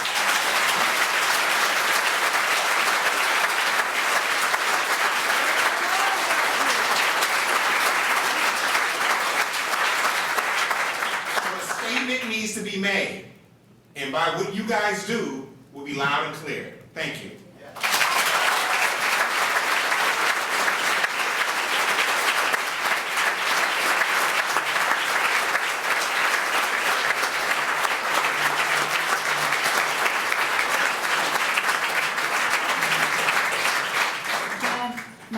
Karen Botwinick, and I have a senior, Julia Greensfelder, here at the high school, and I have a middle schooler, 8th grader, who will be going to the high school in the fall. And I'm here, first of all, to thank all of you for coming, and I feel so deeply hurt and pained to hear about so many of the experiences all of the children have experienced, as well as some of the parents in our community. I've recently been made aware of a situation where my neighbor, who's a 9th grader, about a month and a half ago, went into her classroom and she looked down at a computer, and the keys on the keyboard had been rearranged to say "fuck Jews." And I've also, been recently informed about, found out about this situation where kids have been walking through the halls hailing, Hitler. And in the last month or two, my daughter, as she's contemplating where to go to college, I was concerned about some of the places that she was considering going, because I know there's a lot of anti-Semitism and racism in other parts of the country. And I'm truly alarmed and feeling such extreme sorrow that this is going on in our own community.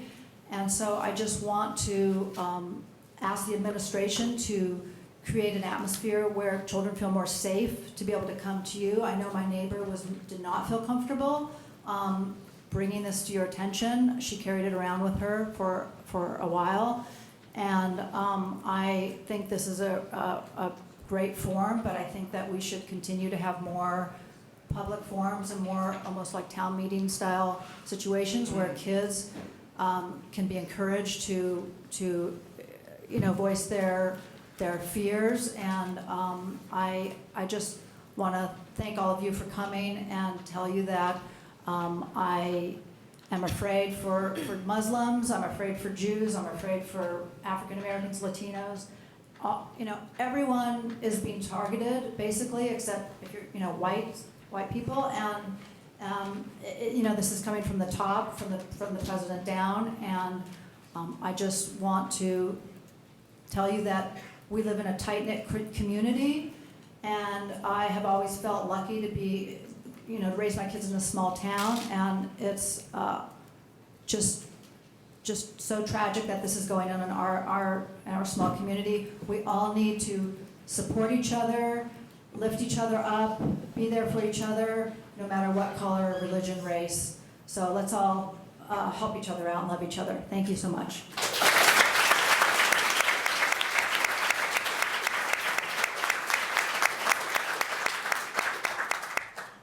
Hi, I'm Malia Palioka. I'm a senior at Albany High. And I'm really upset about all of the stuff that's happening. This is definitely not an isolated incident, and it's really upsetting to me that it hasn't been talked about more. And another issue I wanted to bring up, though I realize that the anti-Semitic behavior and the racism takes precedent in this meeting, is some of the homophobia and transphobia that exists within.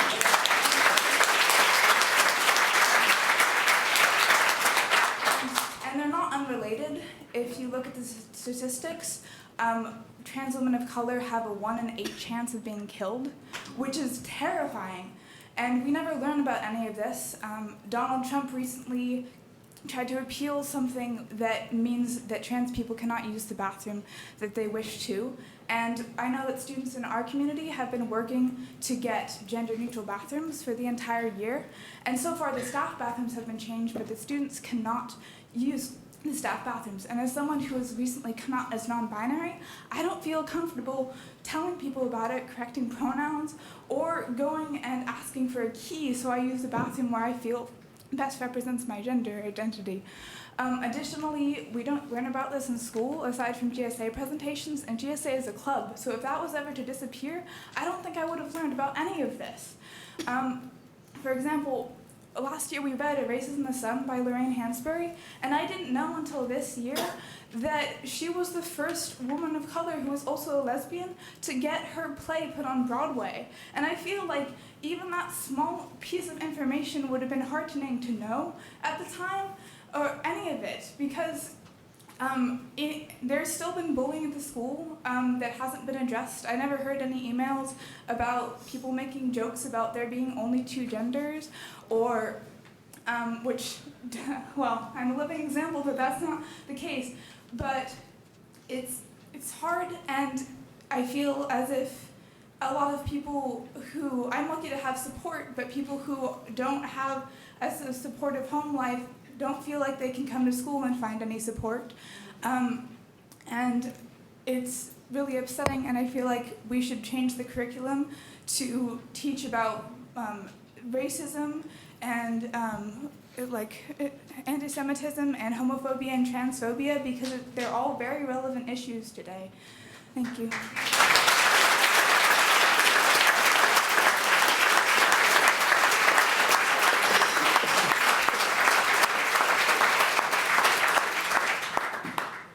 Hi, my name is Ann Zolfagari, and I just want to bring up that we are at a moment in history that we have never been at before. 3.5 weeks ago, Harvard finally admitted its complicity in slavery. And I learned about it through the Iranian news on Friday, the Friday that they announced the news. I waited all weekend for any major news channel to pick it up in the United States, the Washington Post, the New York Times. So Sunday afternoon, I started writing to all of them saying, this is major news.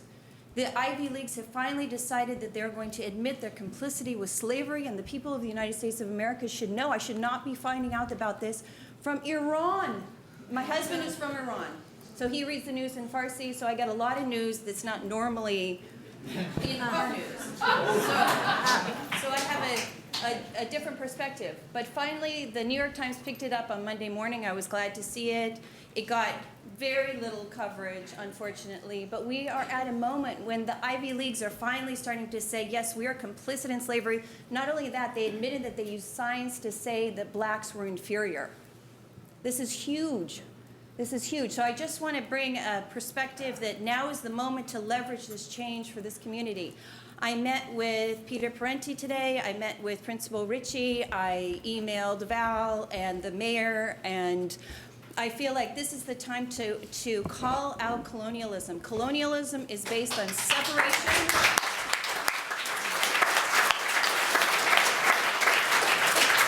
I feel like our kids need to learn this. Colonialism is based on separation, division, and a hierarchy of human value that's sick, that's demented. Everybody is worthy, every soul is precious, everybody's important, and we need to move on from here. And if we're not teaching our kids this, if we're not teaching the kids the truth about colonialism, what is the point of an education? We have to teach them. And if Harvard and the Ivy Leagues are finally admitting it, it's about time we started addressing it in our community and changing the curriculum. I met with Peter and Alexia. And I'm not sure how to do it in age-appropriate manners because it's so brutal, so disgusting. The genocide that we caused the Native Americans, but it needs to come out. It needs to be something that's taught so that people can say, oh, no wonder I'm considered less. Oh, this week I saw in The Atlantic that they had a thing that said, black girls in public schools are devalued. I'm like pulling out my hair. Were they ever valued?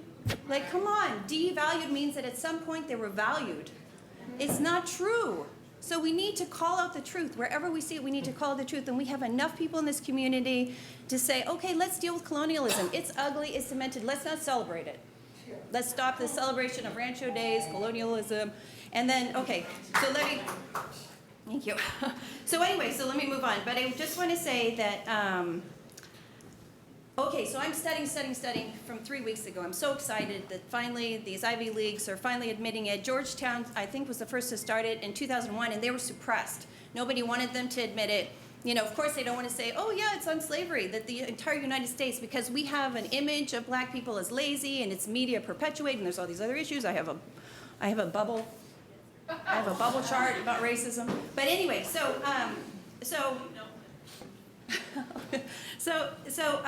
anyway, I finally found a jewel, though, in all of it. And it's not the SEEDS program. And I reached out to Colin Kaepernick and said, you know, his program is really a jewel, his Know Your Rights program, because it's not about, he's a big fan of Malcolm X. And Malcolm X, when he got back from Mecca, he realized that our liberation as black people, I'm not black, but our liberation as black people is all of our liberation. It's the liberation of all of us, of white people, all of us. It's our liberation. So he came back with that. So Colin Kaepernick is running with it. And I reached out to him too. I haven't heard from him. I had to admit I'm white. I don't know if you want to deal with me because it's all towards. He's doing great things, but it's focused on the black community. So I reached out to him, but his rights are not just know your rights in case a police stops you, like know your constitutional rights. His rights are life-affirming. They're the opposite of colonialism. His rights are the right to be free, to be healthy, to be brilliant. Everybody, especially people of color, you have the right to be brilliant, safe, loved, courageous, alive, trusted, educated. You have the right to know your rights in the Constitution. That preamble is for all of us. It's a goal. We're not there yet. We have a long way to go, but it's a goal. So I just wanted to say that I don't know how anybody can reach out to him. I don't know if it could be a program, but I see it as a life-affirming program rather than it's a way for all of us to call out this underlying philosophy that's sick and demented, and let's plant a new seed and grow from there. So we are at a moment in history. So thank you.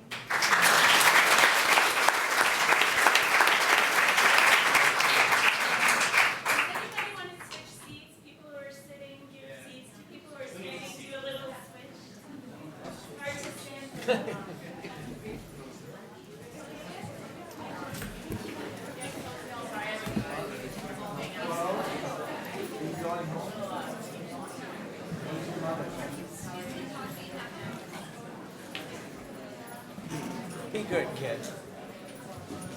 There's some seats here in the front. You guys want to push forward? There's seats in the front. Thank you.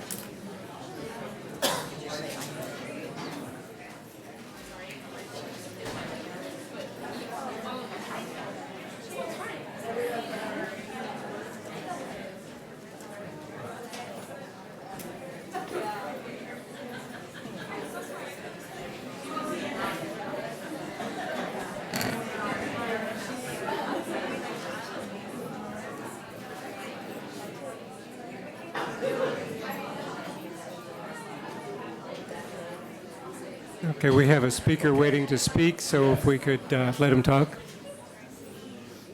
Okay, thank you. My name is LaRon Mallard. I'm here with my wife, Ann. We're parents of one of the children who were targeted. She's our youngest daughter. We have two other older children who are alumni of Albany Unified. And as was previously said, they got stories they can tell you as well. Just a note on Colin Kaepernick and this whole institution of racism. You know he's being blackballed by the NFL. And they're giving $1 million contracts for everybody else who can't even hold his you-know-what, which is ridiculous, and to show what the institution and those who are empowered will do unconsciously or even consciously because they have the power to do it and they don't care about anybody else and won't be called. So that's just a little word on Colin and what he's going through. Godspeed to him for what he did and opened up a lot of people's mouths. That aside, I thought I had to come here and I was prepared to come here with some measured but impassioned plea to convince this board and cajole this board to somehow take what would be an obvious and hopefully an obvious action of discipline on the principals who've done these acts. It was nicely written, but, everything I heard people say, we can double down on that. I thought I'd be here almost by myself and have to make that plea, but I thank you all for your words. And I thought my words wouldn't be strong enough from what I heard, so I made copious notes. And I will go in and out of what I said in good conscience, but what I've heard from and speak from the heart. A recent incident, days after the discovery, my daughter confided in us that the history teacher, maybe he was trying to have a teachable moment, but he decided to display other images of history that I suppose were in line with what was going on. And maybe he was trying to make some unartful lesson about this is part of our DNA and history shows it and blah, blah, blah. So maybe his intentions were, he had good intentions, but the execution was poor. And my daughter took it on herself to get up and walk out of the class.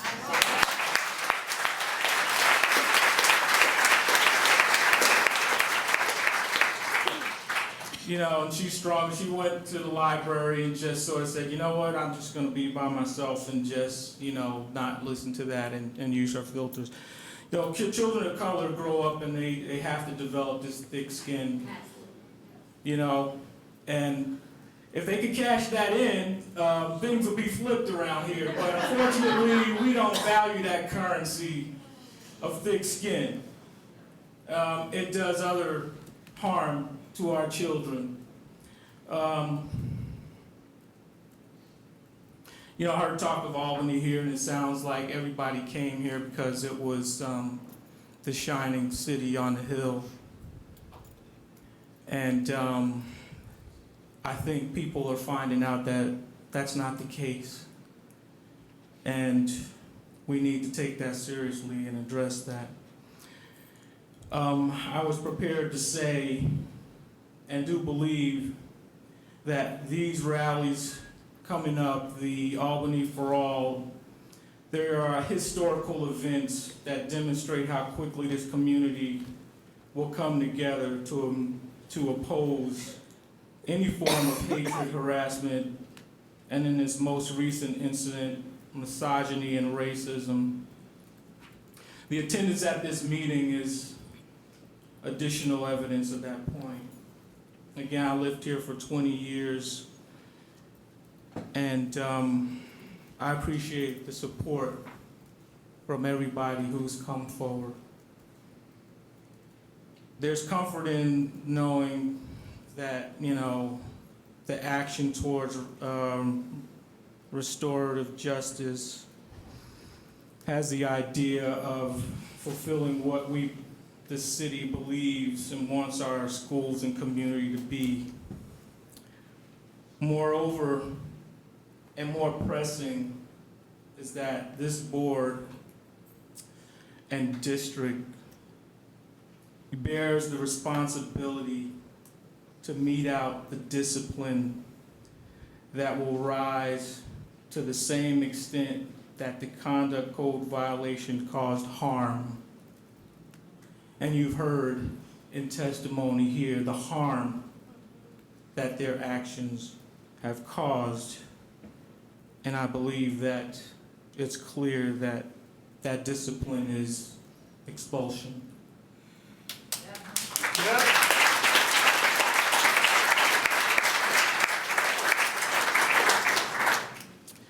This community, the parents and students stand by and wait for this board and district's decision, and thereby their statement of action with regards to the public pronouncements of zero tolerance. So you need to stand by your words in action. The steps towards restoration are commendable, but it'll be hollowed out and undercut quickly if the important first steps, the curriculum and where we're going is all good, but the first steps of justice for the victims must be met. The greatest and most lasting salve is for these young women to know and experience that in a place where they live and learn, justice reigns.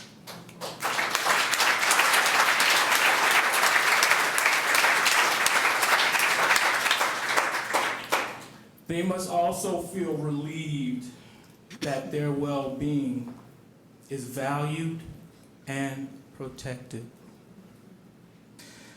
We all stand in this moment of history and pray that the elected and appointed leadership of this small community gets it right. Gets it right. Children are watching. The community is watching. The world is watching. And the internet is very good at showing it. So, the opportunities of the past, they may have been missed.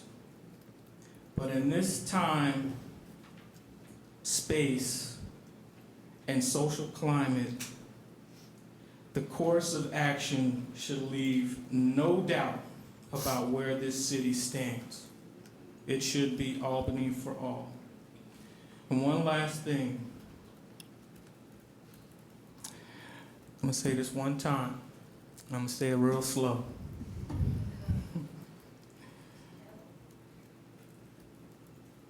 If we don't get the right decision here, may God have mercy on this city. Thank you.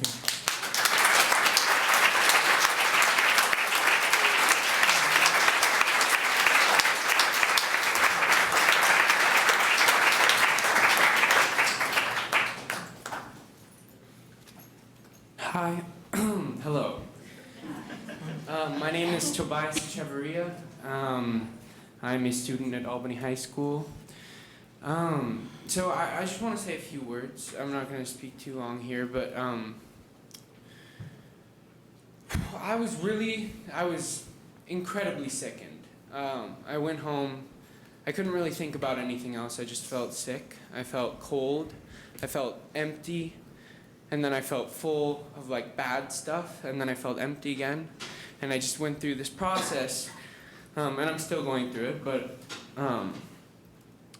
so what I want to say here is that, firstly, you can't be neutral on moving train, and those are words from Howard Zinn.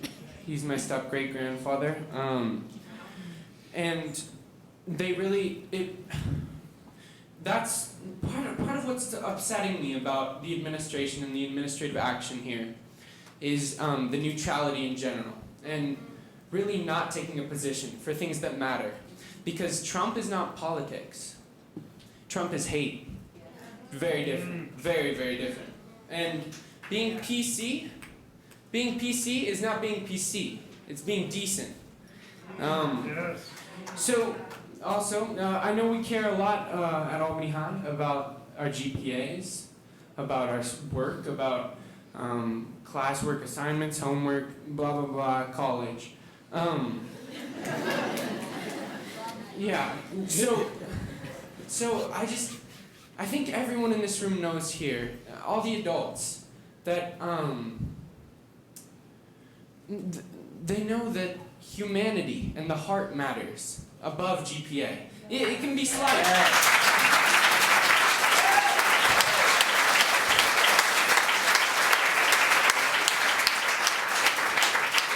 It can be slight. We all want to go to good schools, right? We all want to do our best. But what matters is being a human, being a good person, and having a heart, and speaking from your heart.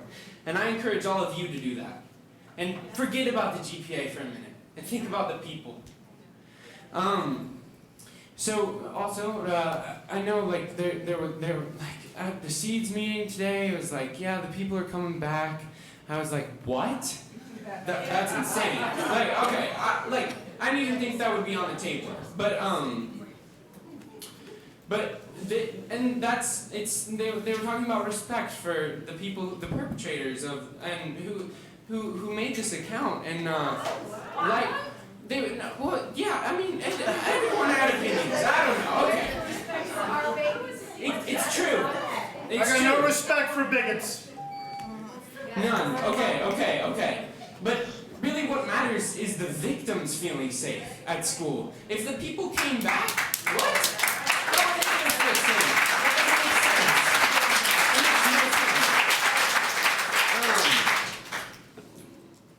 Okay, yeah, I didn't really have that many words, but, so, like, I know that I have been a bystander, and I admit it. And hopefully it's been as few times as possible. But I have let it slide, and I know that in my life. And I've been like, all right, I'm not a part of that. I'm gonna leave it. I'm gonna walk away. But I'm not gonna say something. And what I wanna leave you guys here with today is, I wanna leave you with the memory of this. Us all meeting together. And then when someone says something racist, or anti-Semitist, or anti-LGBTQ+, I want you to think about this, and I want you to stand up, and I want you to say something. Yeah. And then I want you to walk away.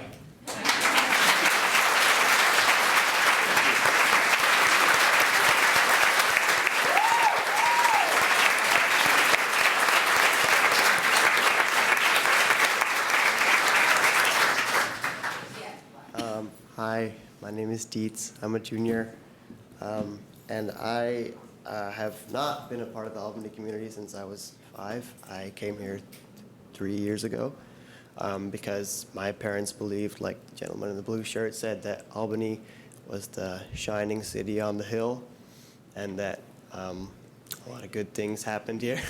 Yeah. I think for me and for all of us, the events of the last week were a wake-up call. However abruptly they were, I think everybody's eyes were open to a certain degree. And so when Seeds came to our school today and they talked to us, they asked what we thought should be done. And while I think everybody agrees that punishment to whatever degree is absolutely valid, I thought about how punishing the individuals will deal with the problem at an individual level. However, I felt that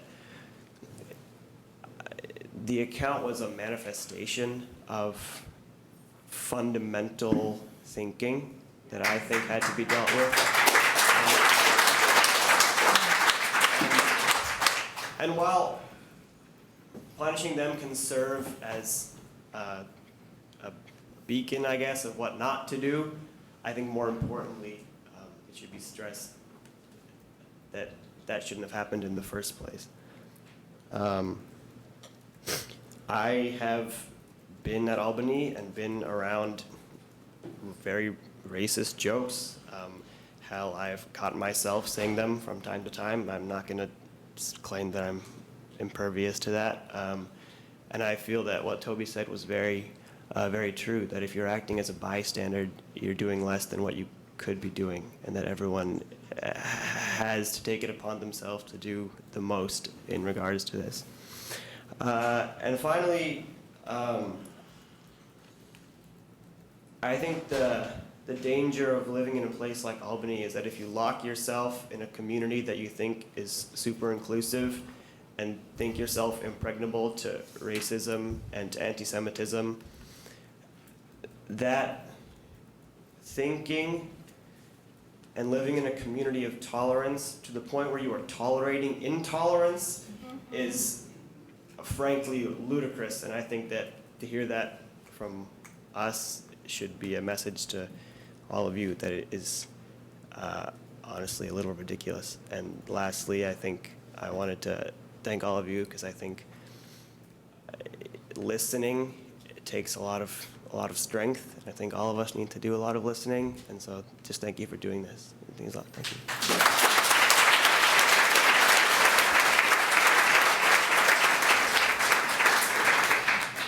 Hi, I'm Elizabeth Storrs. I'm a senior at Albany High. And last Tuesday, when everything was released through students, not administration, I discovered that one of my friends is a victim of these attacks. And you know, it's a vulnerable situation to be in, for her especially, but it also really impacted me because she means so much to me and the community of our school does as well. So with that information that was sent around, we went to a teacher who we felt comfortable talking to about it. We showed him the photo and we asked for advice. He said we should bring it to the administration. Following that encounter, we went to the administration. Personally, from speaking on my behalf and behalf of the victim, it felt very insensitive. Immediately, our principal said, "Oh, I've already seen that," in a very dismissive tone, even though that's not what he meant. And you know, that hurts. Like, it takes a lot of courage to go up to a bunch of adults and tell them what happened. And so I was upset, and I'm sure she was as well. And our vice principal, because sexist acts have happened countless amount of times at Albany High School, and through DM, through bracket system, through dehumanizing women, and especially women of color in this situation, I'm so sick of it, and I'm sure a lot of people are. And so I said to the principal and the vice principal, I really hope this is taken seriously, and I hope that there's actual visible action happening so future students can see that this is not tolerable, as the administration have said countless amounts of time. And the vice principal said to me, "Oh, we have taken action in the past. The student body is just not allowed to know because of confidentiality laws." And I said to them, I was very heated at this point, I said to them, "Don't you think it's a problem that there's such amount of miscommunication between the administration and the students that we believe that you are literally doing nothing?"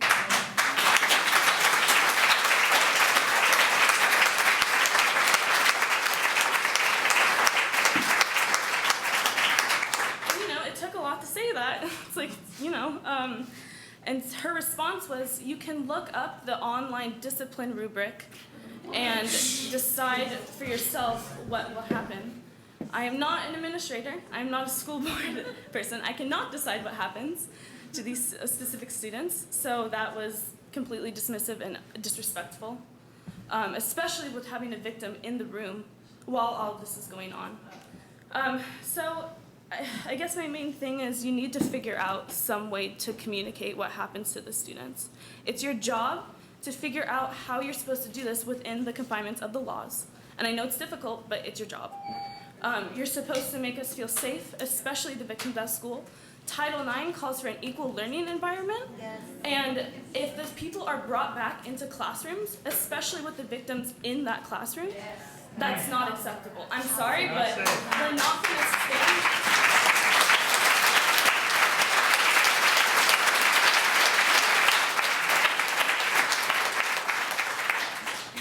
Body, I'm speaking on behalf, but I'm sure a lot of people are on board with this, is not going to stand by being completely in the dark about what's happening from the future, because as a senior, I've experienced for 4 years. Every single year there's been an incident of sexism, and since I'm white, I haven't experienced racism, but I'm, hearing from a bunch of people, there has been a problem, and it's not going to fly this time. So if there is no obvious action, I'm sure the students are going to be loud and clear on what we want and how we're going to get it. So you guys need to figure out something to do.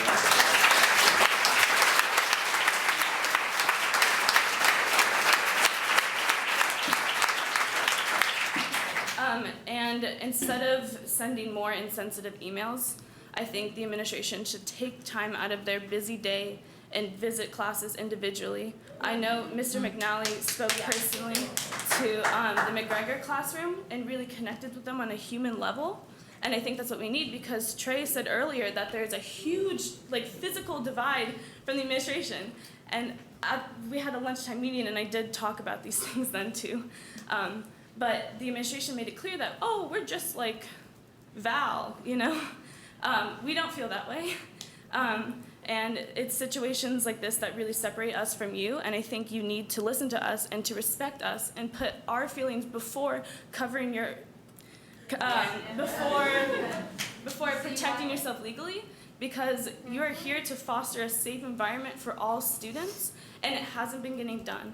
So I'm sure we will make it clear that we want that to happen.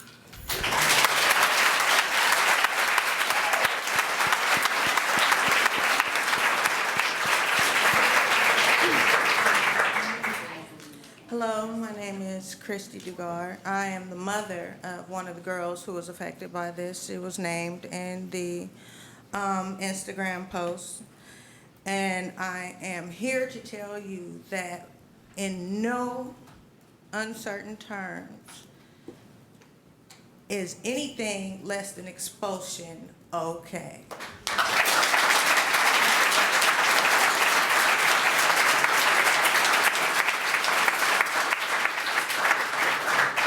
My daughter is forever changed by this. Nothing she has ever done will ever change her so fundamentally to the core as to come to this school and get her education. I have spent 17 years teaching my daughter that her black is beautiful. These 3 little boys taught my baby that her black is a target. Yeah, that's right. How can you say a weekend at home with a video game and your telephone while you're still texting these girls throughout the entire time? That's harassment. Other students are harassing other students. How is there suspension for anyone who made up this account? You cannot tell me that is okay. I'm the one who can tell you all my daughter has lost sleep. She does not eat the way that she did before last week. These kids do not get it. But it's up to you as people who we have voted for to be put into those chairs. You have to make this right. This is a tangible teaching moment. All these kids are looking. They're looking to you to see what comes next. And the ones that are sitting at home on their phones, making up their Instagram account, they're looking to you to see what can I get away with next. Yeah.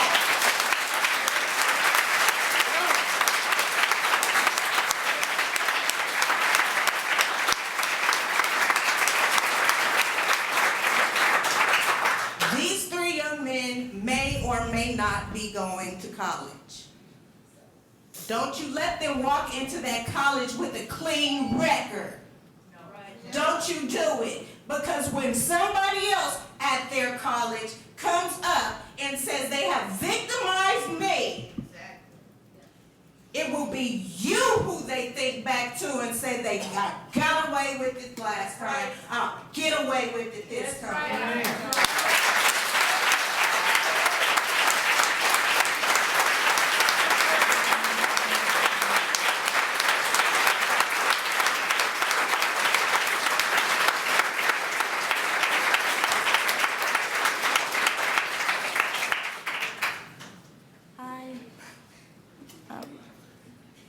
Sorry, I'm just nervous. My name's Elizabeth. I'm a sophomore at Albany High, and I'm a really proud Latina.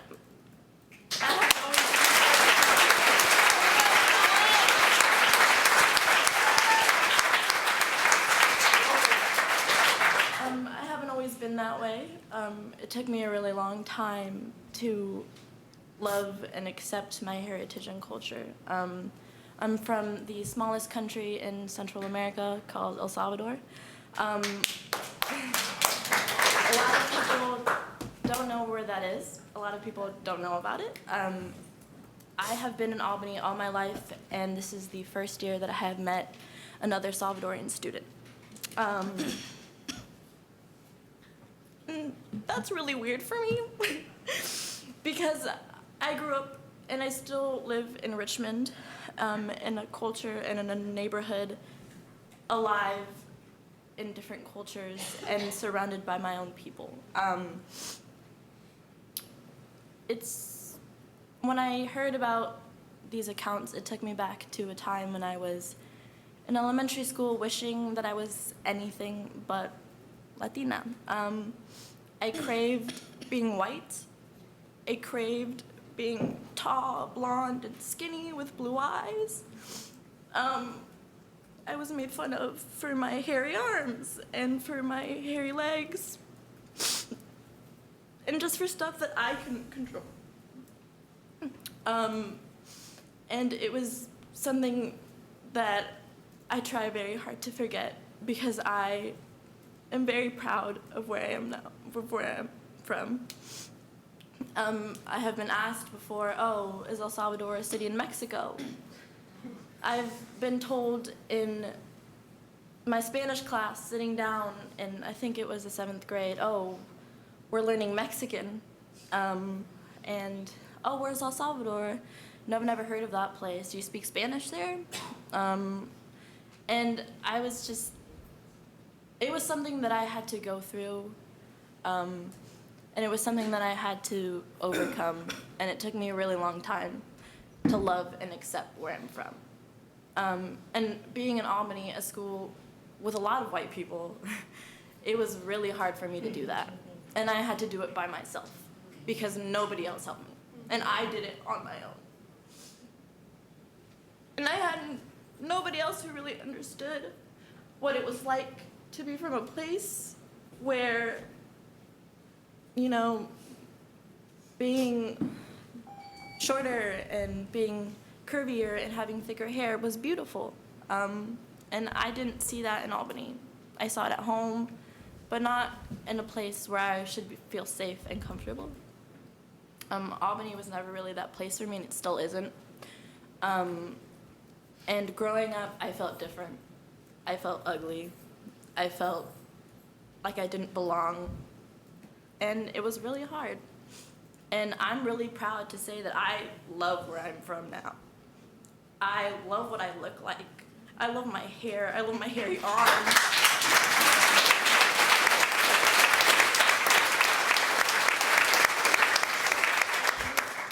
That was really hard for me. And kids still go through that now. And when stuff like this happens, it doesn't make it any easier. So that's it.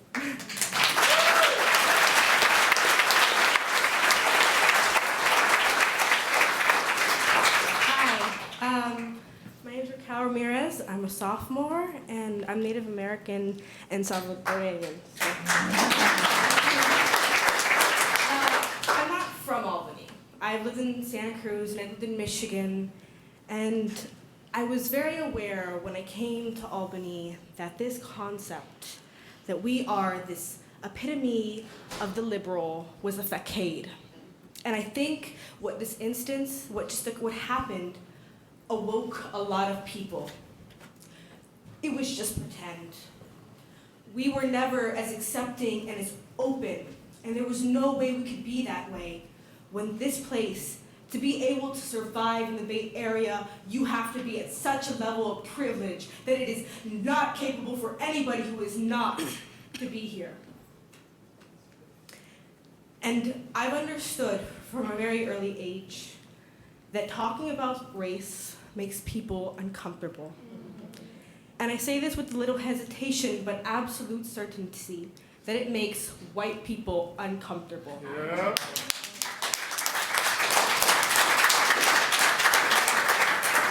It is hard to talk about another person's experiences when you come from such a place of privilege that you cannot possibly understand.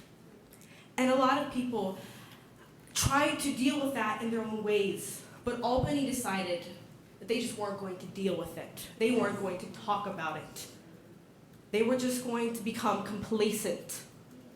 And it is vital that as a society, which was going on with politics and Donald Trump, that we do not become complacent. So despite what happened, I feel an immense sense of relief that this incident will not allow people to maintain their level of complacency.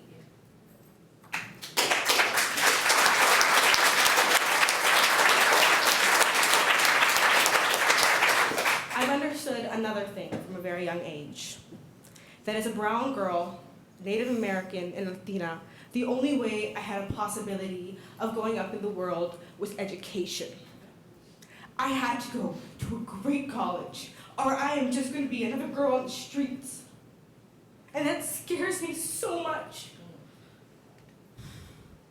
And the fact that those girls are in an experience, that they are going through a situation where that is appearing, that is violating their right to education. Their only way they are going to progress in society with a good education. That is unfair. And I will never be surprised about racism. As a person of color, you will never be surprised about racism.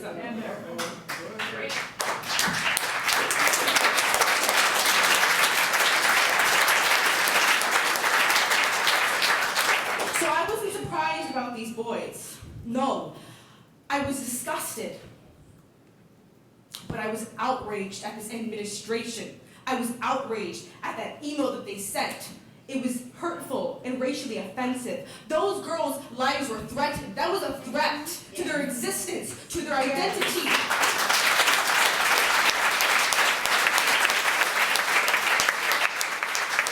For all intents and purposes, that was a hate crime. The fact that the police are surrounding us.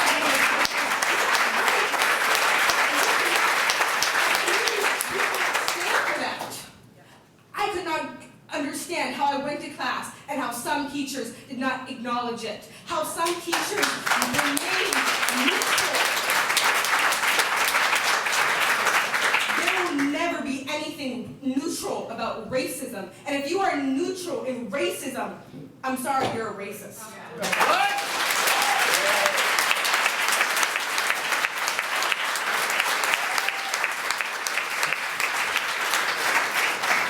So those boys' lives aren't ruined. And frankly, I kind of hope they are. But if we want to progress as a society, we need to value education above all else. And those girls are not going to be able to achieve the proper and thorough education if you do not expel them. This is not acceptable. And you should be ashamed. Thank you.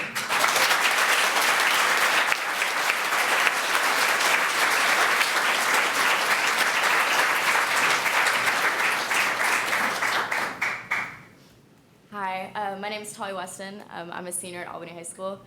I just have to say, like, a lot of respect for every single person that came up here and spoke. I didn't realize how scary this is to be in front of a group of people, but there was so much that I wanted to come up here and say, and I feel like so much of it has already been said, and this is just kind of what I wanted to say. It was a quote. "The hottest places in hell are reserved for those who in time of moral crisis preserve their neutrality." Thank you.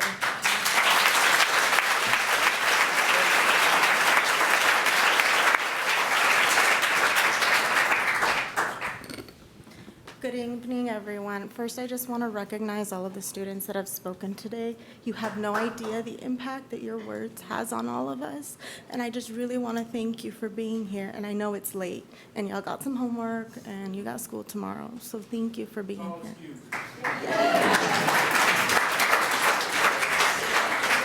We'll have to hear what the board has to say about that. Well, they're going to make excuses. A few weeks ago, I came to my very first school board meeting ever in my life. And one of the things that I said was that Albany has been such a beautiful experience for us because it is the only place that I have ever lived where when I walk down a street, we inevitably run into someone who knows my daughter, who knows my son. He's kind of infamous. But it was such a beautiful sense of community. What I didn't say is that in the 10 years that my family has lived here, my daughter started kindergarten, she's now a fresh person. There have been casualties along the way. And I'm going to confess for the very first time that we started off at Cornell. And I told everybody, and I still said to this day, that we changed schools from Cornell to Ocean View because I didn't want my daughter to cross San Pablo. But the truth of the matter is, we felt so alienated at Cornell. not to mention Marin, that I didn't feel comfortable raising my daughter in the Cornell community because we were made to feel less than, because we were young parents, because we were Latinos. I don't think there were even 5 Spanish surname families on the entire Cornell roster. Now, I also want to say that I'm from Arizona. Okay, let me say that again. I was born and raised in Arizona. I grew up in a very conservative, predominantly white community. They wouldn't even take me for kindergarten because I was not prepared. That's what I was told, that I didn't know how to hold the scissors correctly, and my mother, who was a bilingual education teacher, went and put me in her district so that when I went back for 1st grade, they couldn't keep the Mexican out. And I'm light-skinned. I'm freckled. I could pass. Okay? I know what it's like to grow up with people not really being sure and hearing all that ugliness and then being told, no, don't worry, you're not one of those. Is my school district going to pay the last 20 years of therapy that I have gone through? When I was in high school, all I ever wanted was to take a day in Chicano studies class. I didn't know what it was. Maybe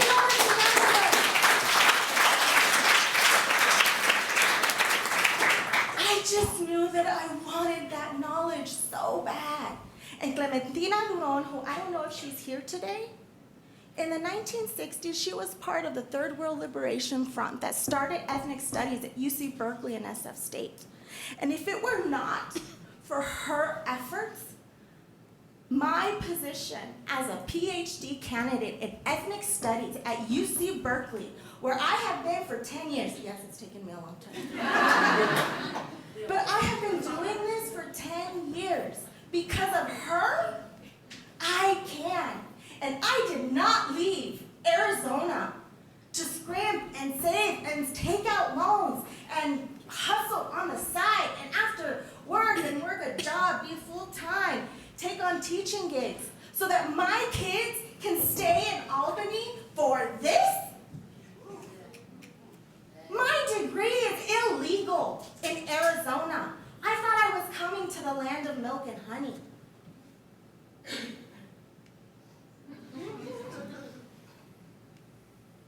It was certainly creamy looking. So I share these experiences with you because I cannot even begin to imagine what these brave young students that we all have the privilege of parenting, of serving in capacities as superintendents and school board members. Do you realize what you hold? These are our babies. These are our babies. My daughter's gonna be my daughter, even if she's 5'9", which she is. But these are our babies. Is this how you're going to treat our babies? I came out much angrier than I thought I was going to. The last thing that I want to say is that, please correct me if I'm wrong, but I do believe I may be the only ethnic studies scholar in this room. I have been doing this for 10 years. And let me tell you something. I am the first in line to say, yes, we need better curriculum. Yes, we need to train our teachers. Yes, we need to train all of our staff and our administrators and our faculty. But if you're not going to do it right, don't do it.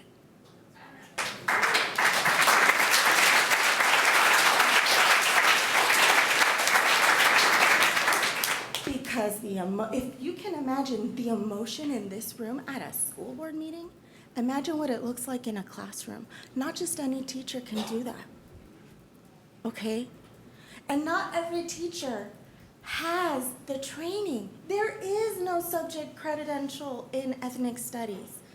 This is brave, new, uncharted territory that we're really wading in. I'm very proud to say that I have been assisting Michelle Lau Sam, who's been at the high school, who is the social science department chair, who is writing the curriculum for the class. I have been working for her, and guess what? I've been working with her for free. I rewrote the course description. I rewrote the course objectives because Michelle is busting her butt to make this happen. What kind of resources is she being given? Is that a reflection of how ethnic studies is valued as a field of study in Albany? Because let me tell you, some of the most rigorous, theoretical, and scholarly, difficult conversations I have ever had are in the ethnic studies classroom, precisely because we're talking about what we experience every single day. We're talking about how to practice what we are learning, where we listen and learn about whose land are we on? Who are we honoring? I went to Yale. Their college, it's a dorm, really. Calhoun was just changed. Do you know what it feels like to be on a campus where literally where you live is named after a slave master or somebody else who somehow profited off of the sale of a human body? And not only that, but was a champion.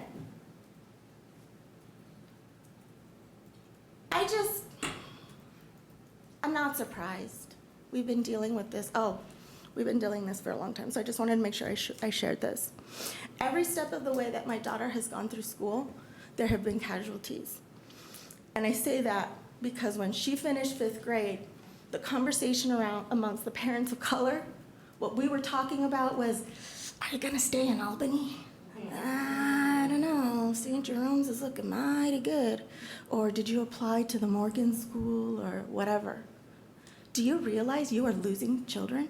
You are losing students? Did you know that's a very common conversation? My daughter lost her best friend because she went to a different school. And her mother was getting her PhD at the time and said, there is no way I'm going to keep my child in Albany after the 5th grade. That's all they're good for. And I am not going to keep my mixed-race daughter here. My daughter is a 9th grader. When she was in middle school, her best friend in 8th grade decided not to continue to Albany High School. This individual identifies as a transgender person and no longer felt comfortable. Her mother was devastated, but they couldn't stay here anymore. They went to another district. My daughter can't even talk about these things because she gets anxiety attacks. Are you gonna pick up the tab? We can't even talk about it in our homes. We ask her, Mihia, what's going on? And she doesn't want anybody else for us to know because then she knows we're gonna go get up in everybody's faces. And you know what? Thank God! Because we are educated, we have the privilege of being here. Not everyone has that. And so I just really want you to think hard about your responsibility. And if we don't start by changing ourselves and looking in the mirror and holding ourselves accountable, how are we going to move forward for our babies? Thank you.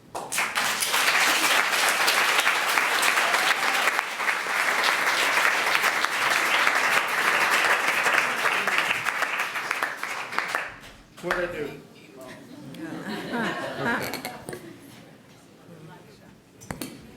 My name's Daniel Cardozo. I've lived here for 9 years, going on 10 in August. I'm a parent of 3 children at Albany Middle School, 2 students at Albany High School. I'm an immigrant. I'm Latino. Antes de ser americana, California fue mexicana. Never forget that. You came here uninvited, and you took over.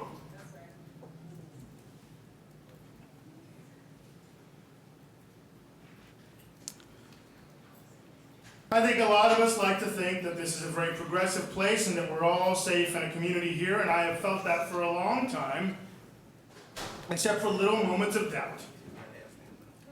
Like when my daughter was getting her prescription glasses and someone in the optometrist demanded to know what race she was, as if it was his business. Like this morning, when my son's teacher, who I've asked to help get some attention for him for possibly having ADHD, told me that he doesn't have time to fill out a form to help my son get the help he needs.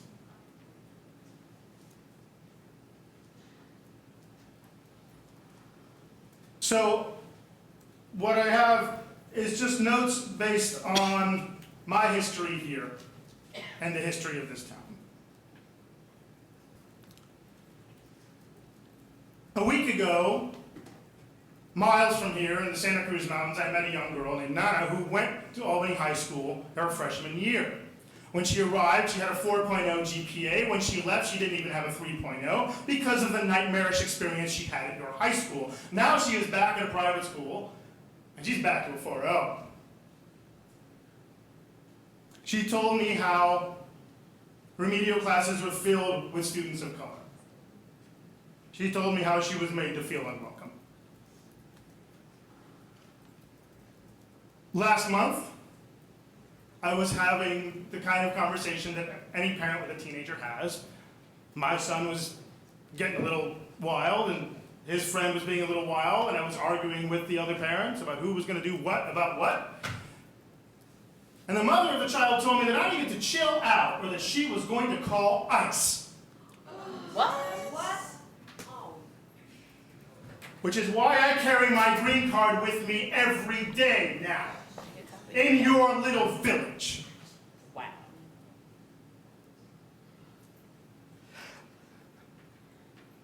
Last year, a member of your administration informed me that in spite of the smaller population of students of color in our district, they are far out of proportion likely to be suspended. And that was particularly relevant to me because my daughter had been suspended twice in 5th grade by the same principal that insisted that we all should be quiet at 5th grade graduation, please. On a day when I looked at the crowd of Black, Latino, Asian, all sorts of ethnic people and thought, oh, these people are not going to be quiet. We're going to clap for our babies. We're going to be loud. We're going to be loud and brown, and Heather Duncan's going to have to put up with it.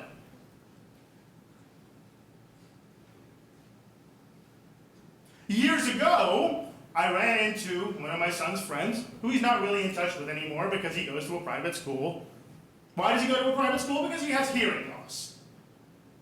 And when it was time to look at Albany High, he was told by an employee of the school, we haven't really dealt with a student with hearing loss here. You would be better off somewhere else.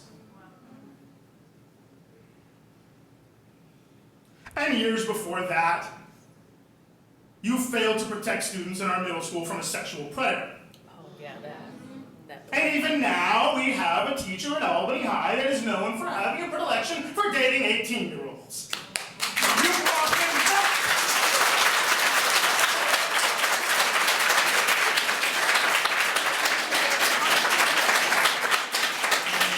You brought him back to your little village, to your friendly little town filled with $600,000 houses, all on your flatlands and up on that hill. But your predecessors, pillars of the community, respectable white people, your predecessors burned crosses on that hill. Yes, they did. Yeah, that's true. Yes, they did. Yes, they did. They don't want me here. They're rolling over in their graves and I am dancing on the headstone.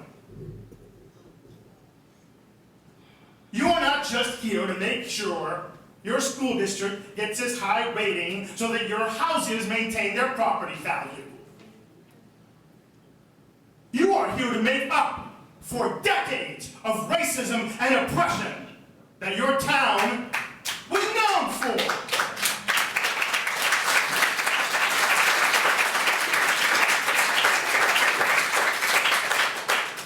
And now you have a couple of kids that decided they wanted to be provocative. They wanted to be edgy. And you want to tell yourself they're just kids.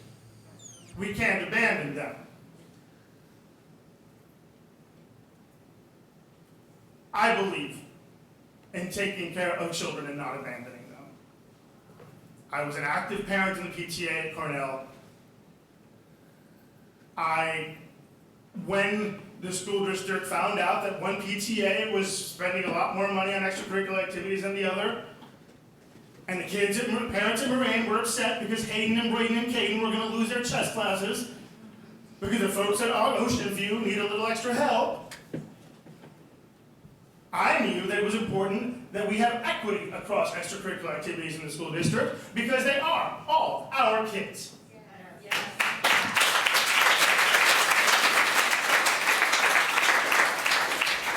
But I also know what to do with bigots because I come from Louisiana. And I'm the brown guy that the white people would say, oh, you're all right. But I was not all right hearing it. And I am not all right hearing that 3 bigots, 3 young bigots in training, are going to be allowed back in that high school.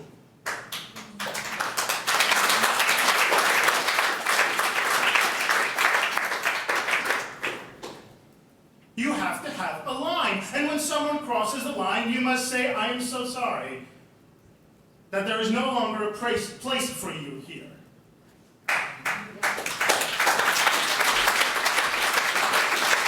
You can still love those children, but there are hundreds of other children that you must also look out for.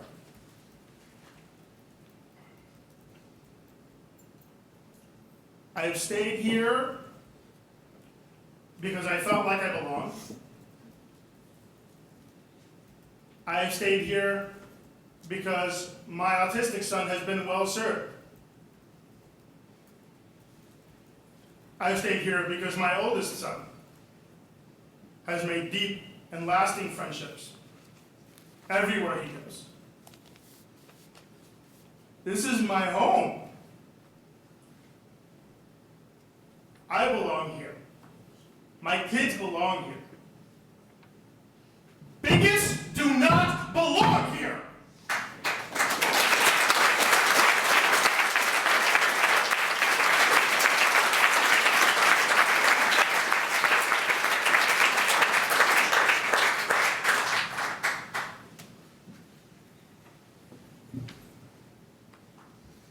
My name is Michael Green. A few things, actually, I want to be able to see you. A few things. One, I understand why you brought up the Brown Act at the beginning, but we need more bravery from you than that. So the Brown Act does not take away your First Amendment right to share your values, like Jacob did. And this is a moment where, look at all these incredible kids. And I learned so much listening to them. I learned so much tonight listening to them. And then for you to back him up and say, no, you understand, we're not allowed to speak. It's letting them down. It's not being the role model for them that we need you to be.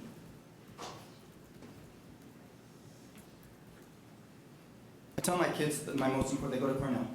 I tell my kids that my most important job in life is to keep them safe and love them. That they know that's my job because they've heard it 1,000 times. And that is your job for all the kids at the school.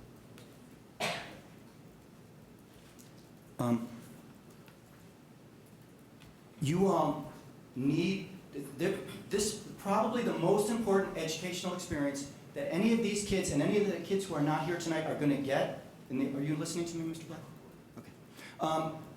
That any of the kids here and any of the kids who go to school with them are going to get in their entire academic career in the Albany School District is watching what you do next.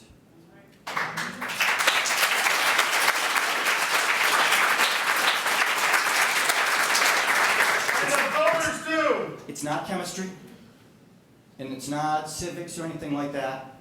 This is your shot to actually teach them how a person with strong values and convictions and is ready to do the right thing acts.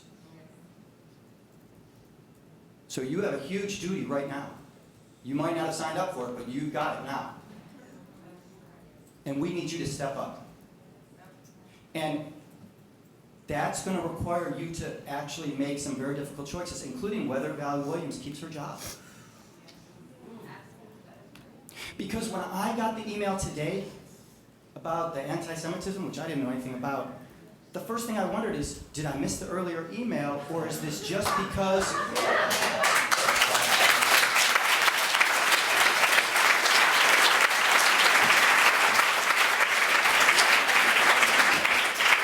what I did is I called my wife and I said, did I miss the earlier email? She said, no, that was the first email. And so I had no choice but to presume that you were covering your ass by sending an email. How could we think anything else? You set us up for thinking that. And if it's not true, it's on you for not having been transparent and being the role model for them. So you see people are mad. Anyway, so there has to be accountability. And the accountability rests on you, and on you, and on everybody who reports to you.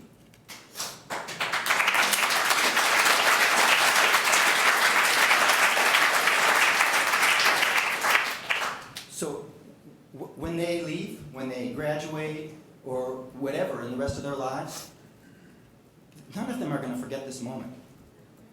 And they're going to be talking at their 10-year anniversary and the 20th anniversary. They're going to be talking about this moment right now. And they're going to be talking about what you did in response. So we need you to step up. Thank you.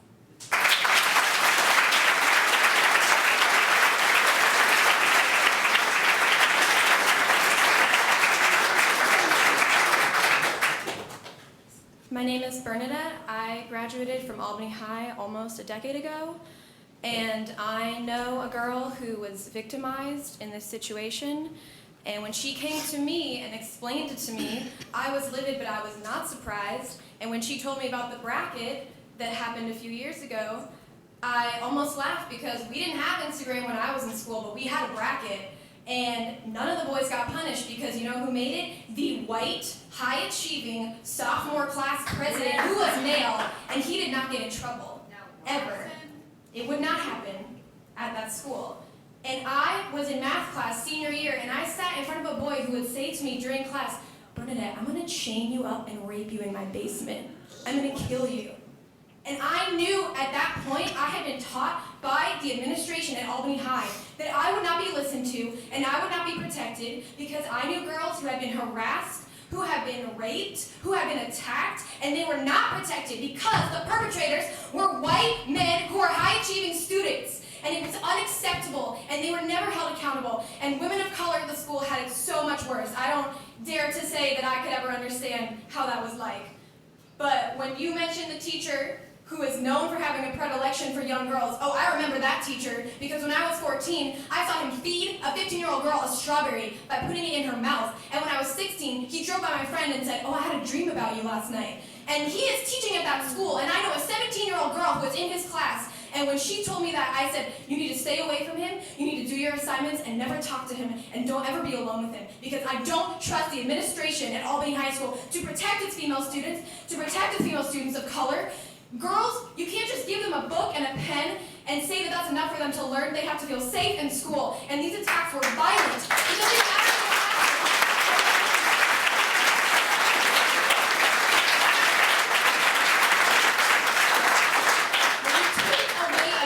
Who is growing up and trying to feel comfortable in herself. And it is very hard to be a young woman in this country and feel comfortable with yourself. And it is harder if you are not a white woman, or you are not a straight woman, or you are not a cis woman, or you are not able-bodied. We know that.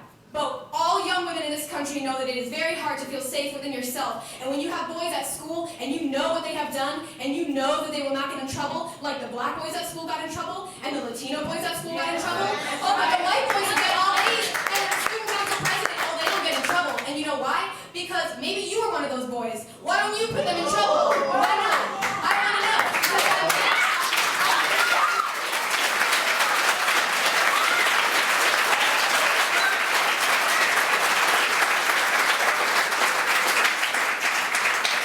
So I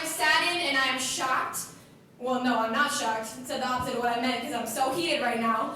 I am saddened, but I'm not shocked because I grew up in Albany. I learned to be small. I learned to not get the attention of boys because I was afraid of them. And for all the white mothers in this town on the PTA saying, all these boys who did this were horrible, but my son could never. Yes, he could, because I was a white high-achieving student, and I heard the things that those boys said, and I saw the things that they did, and I saw what they allowed to go on, and it is time to have some serious self-reflection on the values and the values of our community, because as far as I'm concerned, Albany High and Albany in general is more committed to seeming like a good school and seeming like a good town and seeming like a diverse, safe place for everyone than it is to actually doing the work, which is uncomfortable.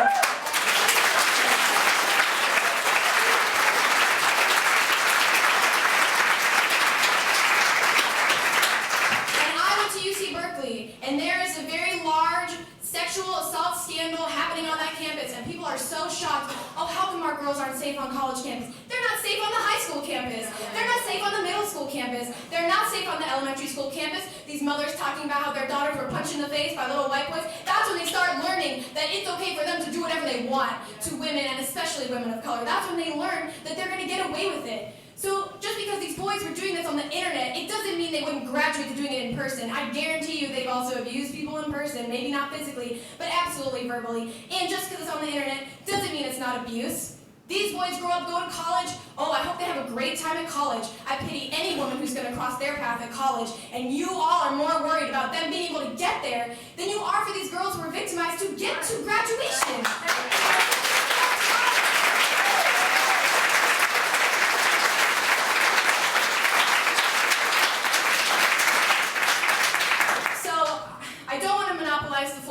I didn't plan anything to say, and I just wanted to express how disappointed I am as a woman who is victimized and harassed sexually at Albany High School, and it makes me so sad to see it still happening to these girls and to see them being racially harassed. It's unacceptable. And to all of the young women in the audience and all the young men in the audience who go to Albany High and, believe this is wrong, you are very brave, and I really admire you guys for speaking up, because we didn't speak up that much when I was in school, and I wish that I had, because maybe something would have changed, maybe less people would have been victimized. So you're doing the right thing, and more power to you, and I love you.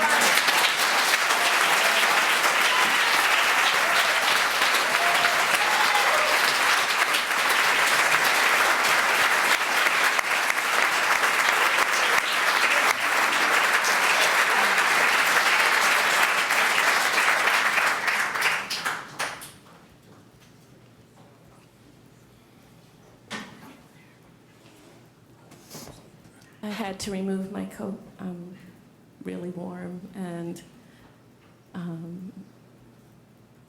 borderline sick. I might throw up. I'm sorry, I just need to compose myself. My name is Delisa. A lot of you know me as Mama D. I've been in Albany since 1995. We brought our little baby Andrew here from New York, the big city.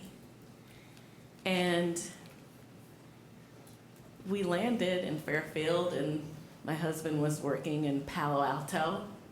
And there was a sign up across from where the racetrack is, and it would say, "You would be home by now." And he would see that sign every day on his commute from Palo Alto to Fairfield 5 days a week. And our first child, so we decided to buy the place. I said, "You'd be home by now." We did it. And the realtor said, "Oh, wow, you guys are really lucky. You're in Albany. They have great schools." And I was like, "Oh, cool. Albany, New York, Albany, California. Makes sense." So I've been here a long time. We've since had 2 other children, Weston and Gia. So Andrew, Weston, Gia, Gia's coming through. All have come through the Albany School District unscathed. We took a little break for one of our children. We tried to, I am African American. I'm black. I'm a black woman. I'm a proud black woman from a proud black family in upstate New York. And I know the challenges. Both my husband and I are graduates from the Howard University in Washington, D.C. We know the challenges. We know there are challenges everywhere. We know, yes, there's racism everywhere, unfortunately. So this we know, and we chose to rear our child in this demographic society, this town here, and we thought we could do it well. Good enough, I could stay home 2 days a week, so I'd be in the school system and, be right there, ready, just helping do whatever I can. Work part-time, be with the kids. So I consider myself very, very fortunate to have that position. So after going to all the field trips and the volunteering and being in the PTA and over the years, and Mr. Franny was at middle school, and everybody knows my kids, and I know everybody, and we're getting along, and things are going all right. And the kids from Gia, wow, I was like, wow. She was like, should I run for class president, Mom? I was like, yeah, sure, good, do it. I was like, try. They voted her class president for the 11th grade. I was like, wow, we're making strides. It was really like, wow, that's awesome. They really do just like you for who you are. Your color is like, she's brown. So when I got the news on this, I knew there were, problems. I heard all the stories. And, parents, let's face it, parents in Albany, I've always known, and we all know that it's kind of a hands-off parenting. Kind of let their kids just kind of explore life. So, that's known, and it's not the way I've reared my kids. I've been a hands-on mom and hands-on dad. And so I wasn't shocked by this. I was very, very, very, very hurt by this, because now racism, you can be a racist and be Chinese. It happened. It happened. Not all those boys were white. No, they've expanded. So I say this to say that we really have to talk to our kids and be in their lives. And this hurts, it hurts the girls. And it wasn't just all black girls. It was a coach. It was 2 Tibetan girls. You're too dark to be Asian, what's wrong with you? You're too fat to be Asian, what's wrong with you? Really? Are we doing this? Are we really doing this? I couldn't believe, here I am, I'm really doing this. We are really doing this, we are. So we have to follow through on this, because it's going to expand. We know what, we all know what's in the White House, we all know. We all know, if you haven't figured out how that happened, I feel sorry for you, because everybody was asleep. You know how it happened. We cannot sleep on this topic, on this issue. We really cannot.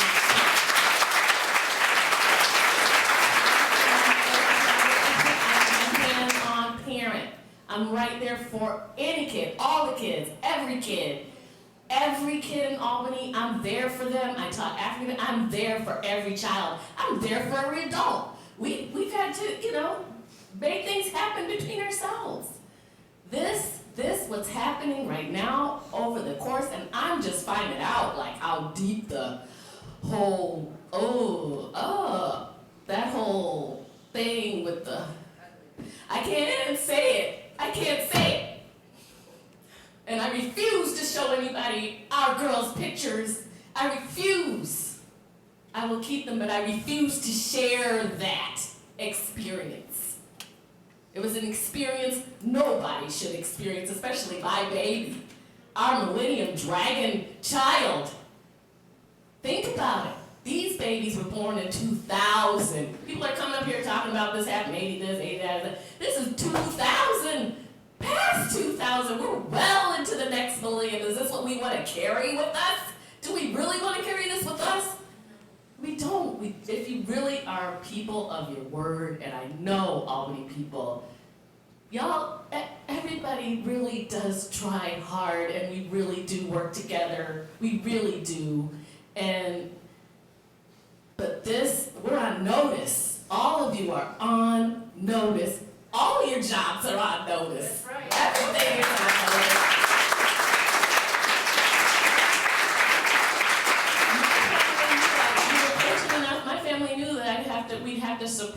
children's education with other experiences. And we've gone all over the world with our kids. They've seen a lot. They've seen Africa, they've seen Bahamas, they've seen Germany, they've seen Italy. They've seen a lot. They were little, maybe they forgot some of it, but they've seen it. And the point was that was part of what we chose as their supplemental education. Now, I've always educated her on this. I've educated her on her beauty, to be proud of her beauty and her skin color. We wear it every day. It's not something we can take off like I did my black jacket. I can't take it off. We're in it. We're living it. They're gonna live it for the rest of their lives. You've heard it all from all these people here and the young people. I love these kids. They're my Albany kids. I've been with them since they were 5. I've been there with you. I can't stand it that this has happened to our girls, especially our girls.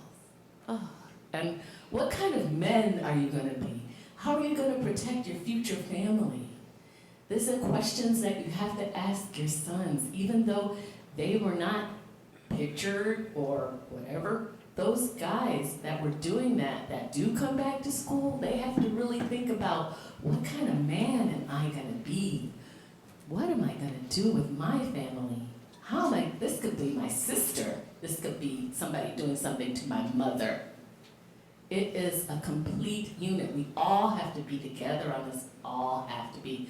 And the Albany for All, perfect. Let's start there. Let's continue that philosophy. But let's not continue it until that, let's not forget to get justice first, and then the healing comes.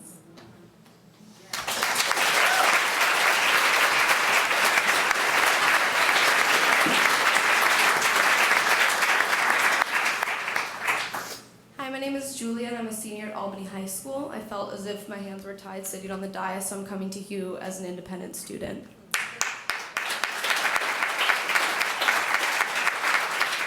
So in the 8th grade, my mentor, my coach, and my teacher was accused of illegal acts, sexual acts against women, and he committed suicide.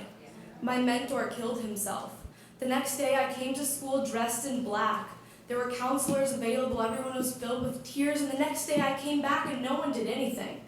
Mr. I was just a memory of the past. I still suffer the trauma from that day. I still suffer the trauma from the administration suppressing a suicide. And then there was another suicide of a student, and no one knew about it because it was suppressed yet again. And though this trauma that I still face is different from the trauma that you face, it is still a trauma that should have been addressed when I was 13 years old. It is still a trauma that should have been addressed when it was time to address it, because now it can't be remedied. This is something I live with my entire life. Someone who I mentored was taken, he was pulled out from under me, and there was no one to mentor me after that. And so to the people of color in this room, I'm sorry. I feel so guilty and I feel horrible that I can't relate to you. I can't understand what you go through, but I'm sorry that you go through it. It hurts my heart, it hurts my soul that you face trauma that is far worse than anything that I have faced. And I'm sorry that you don't feel represented, but please run for office. Put your names on the ballot.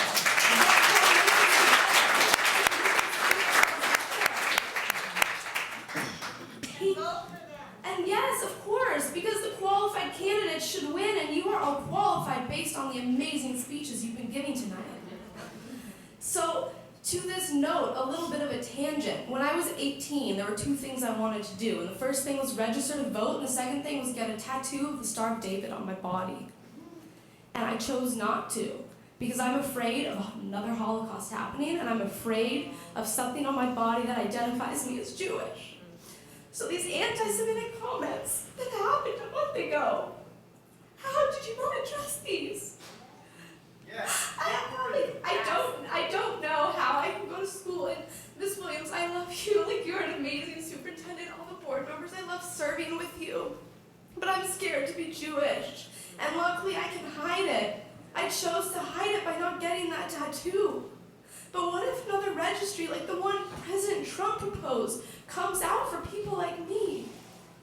Then I'll be experiencing the things that you are already experiencing. And the fact that you're already experiencing them it's ridiculous. We should all be talking in hypotheticals, but we're talking in reality. So to the Albany community, don't let this stop today. This is your call to action. You are all powerful.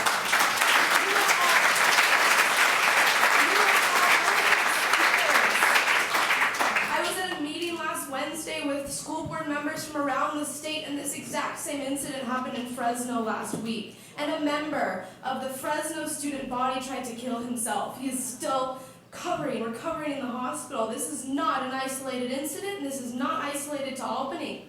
So go, call your representatives, go to the state capitol, go talk on bills, go testify in committee. Don't let this stop here. Hell, go to DC. Go talk to the people that are making the policies, that are setting the precedent that is causing this to happen. Because this is not an isolated incident, but the fact that this has happened 4 times this year means that there is a correlation between what is happening in the Capitol. So please, your voices, you're incredible. I was sitting up there and every time I was almost crying because I was just like, I didn't know. So please keep educating us as white people. We want to know.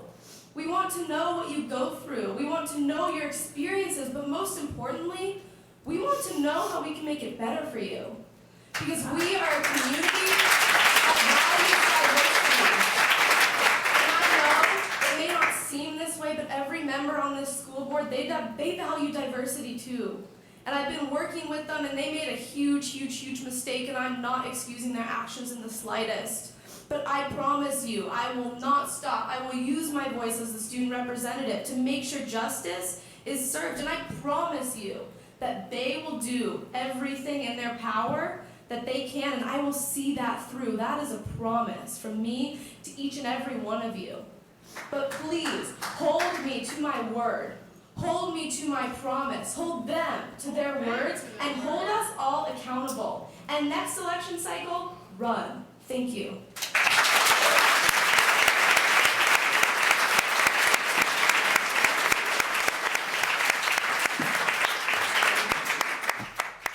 So, I have a little sister, and she is in 2nd grade, and she is a beautiful, full-blooded Chicana Native American, and she's also adopted, and she comes from a family that basically fell apart.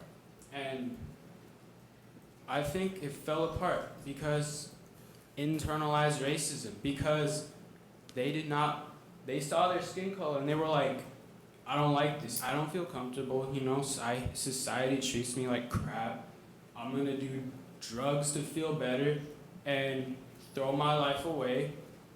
And now she has siblings too that are going through the same thing. But my sister, she's like a miracle to me. And she's still so young. So I want her to have all the opportunities that I didn't have when I went through this school system. Like me, I never really learned anything about who I was, where I come from, my ancestry, my background, my history, all of that. I basically had to learn that by myself. And like, it's not that easy, especially, and like, a lot of times it just doesn't happen. That's why we have kids of color shooting each other, because they just have no knowledge of where they come from. And I want my sister to be educated, to know where she comes from, to know that brown is beautiful, black is beautiful, black hair is beautiful, being a girl is beautiful, because, like, why not?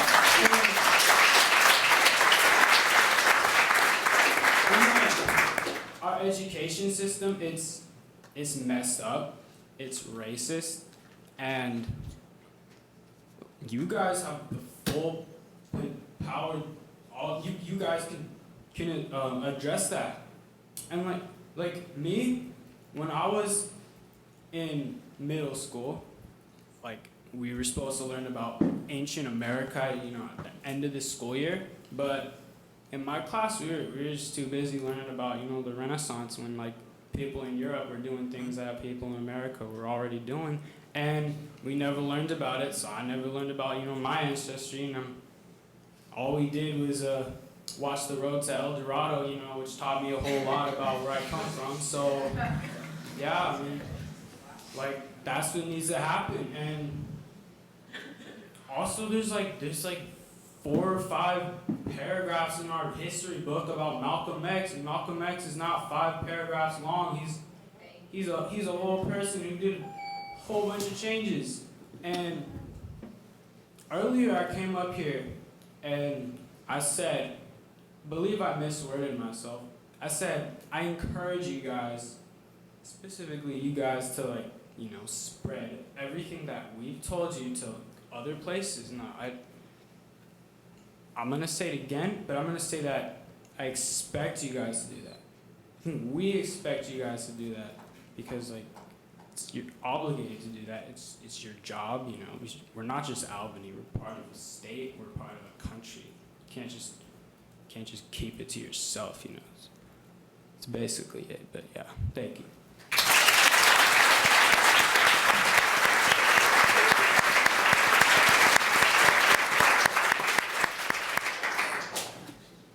Good evening.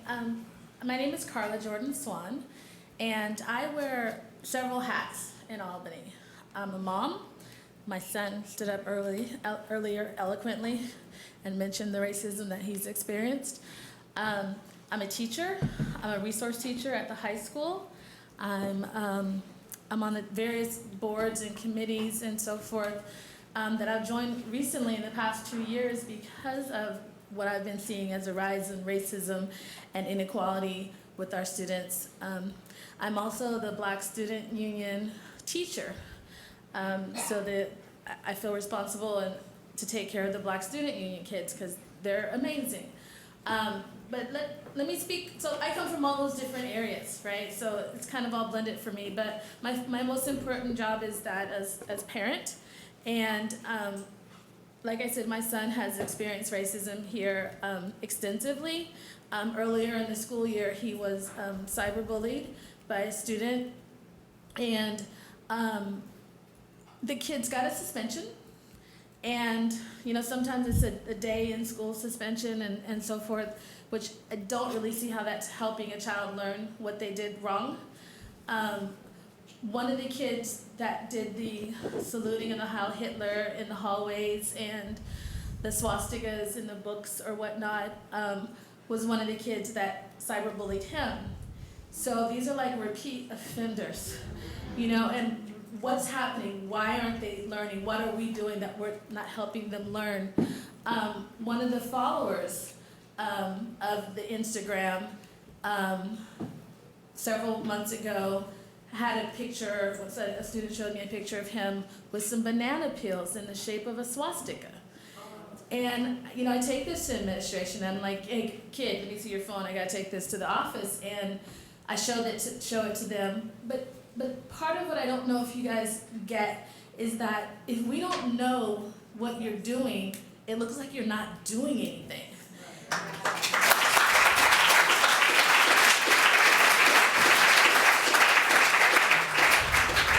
And with the boys, so let me go back. So also as a teacher, like last week as a teacher, as a BSU teacher, someone said to me, there's some terrible things going on with some of the students here. You need to be aware that some of your BSU kids might need your shoulder to lean on. Fortunately, I am a student, a teacher at the high school. I've been there 11 years, where kids do come to me, right? So when the administration says, if your kids are upset, have them talk to their counselor, have them talk to an administrator, they don't go to you guys.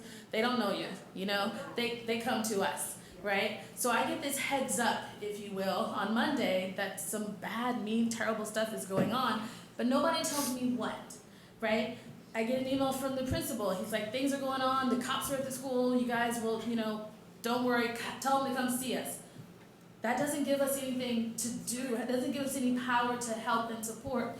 It wasn't until Tuesday afternoon that we finally got a meeting from the principal telling us what happened. By that time, I had asked all the students, I'm done. What happened? You tell me what's going on. Kids are all wearing black. I'm completely oblivious to why more than 90% of the school is in all black today. You know, the teachers aren't wearing black. We don't know what's going on. We would have worn it. You know, we lamely wear it all black the next day, but that was lame. You know, we're following your lead, right? So it's just, we need the information, and I know that we're trying to protect those kids because they're minors and they've done terrible things or whatever, but you've got 1,300 kids to be thinking about, not just the 7 or the 13 or the whatever. And these girls that are at school, hopefully they're coming to school still, are not gonna sleep Wednesday night. They're not gonna sleep Thursday night. They're not gonna sleep until they know whether or not these kids are coming back, right?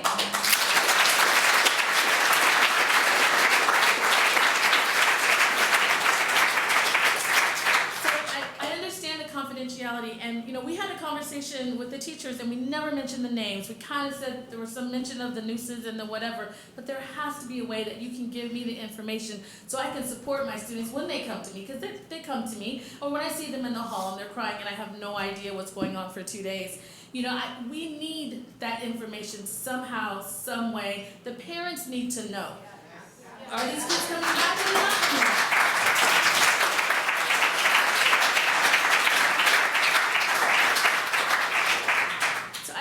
I just want to impress upon you that it would be better coming from you guys what the information is instead of from the rumor mill. Thank you.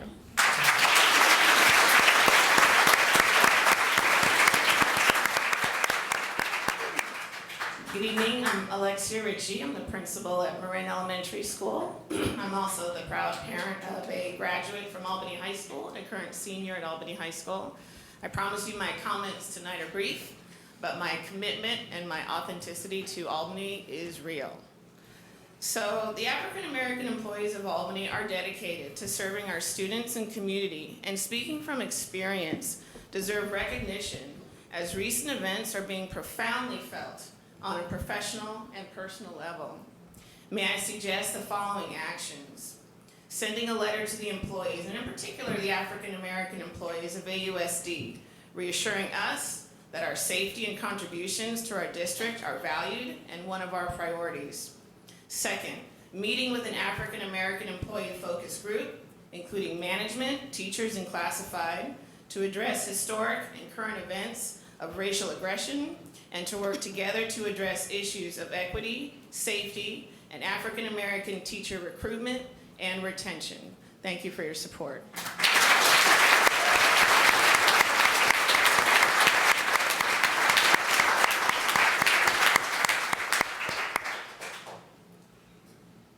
Let's say good night now. To the students of Albany High School, I want to thank you for your courage. I've seen many of you grow, and you never disappointed me with the way you looked at after each other and stood together in adversity. To the parents, thank you for showing up, and community members also. To the school board, thank you for your patience. Now we get to the point where the rubber meets the road. I don't believe anyone was totally dishonest, but there's going to have to be an agenda item where we can find out what took place, the timeline. Now, right now, because of the Brown Act, what's going to happen, young people, is we're going to say what we say. They say nothing. Unless they choose to, like Julia did. All right? So what I'm asking, can we have an agenda item? I'm looking for a motion, probably second, and we're gonna move on this, that we bring this item back. And you can give us a timeline of how it went from A to Z. Now, understand, we may not be comfortable with it, but it will be the truth. That's all we're asking for in order to heal here, is the truth. And if we made mistakes on the way, fine. Let's not make them again. because I don't want to hear these same statements from 1982 to 2017, and we're doing the same thing over and over again, and it makes it appear that somebody's burying their head in the sand like an ostrich. Right? To the seniors, love y'all, sorry. You never get another senior year. School board, remember this. Let's not have another class of 2017 that ends their season or ends their school career under this note. So I'm asking, if anyone has the courage to bring this up as an agenda item, put it on the agenda, bring it back within possibly 30 days. From A to Z, what took place, right, wrong, or indifferent. And we can all walk away understanding what we have to do better. Thank you and good night.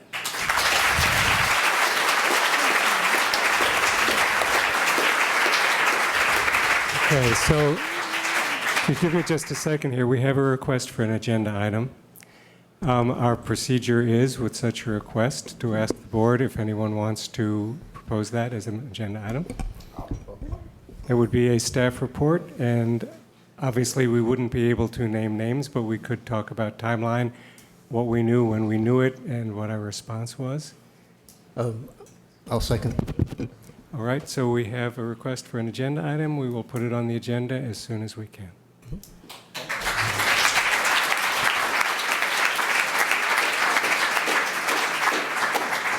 So we'll have lost from our agenda tonight a whole bunch of stuff. We'll be scheduling longer meetings later, et cetera.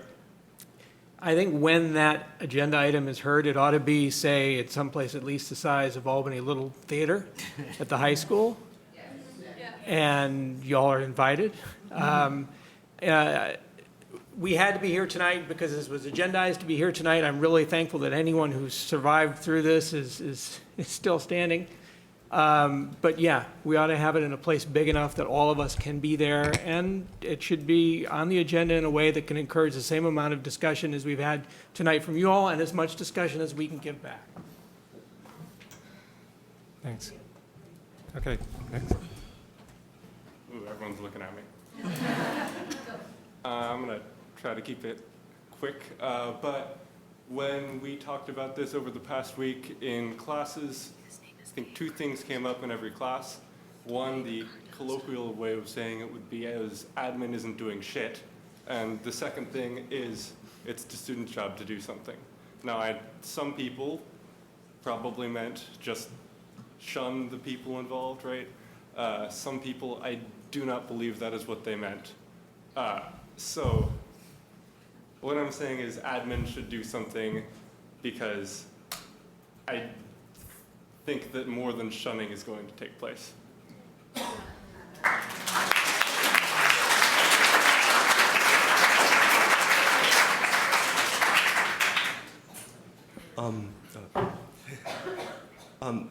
I was very, today is March 28th, and in the email sent today about the anti-Semitic incident, I believe it said that occurred on March 8th. I'm curious why administration did not send this email until today. And it would be nice if the administration could release a statement why it has not told us about these incidents like the Instagram and the other incidents until recently. Thank you.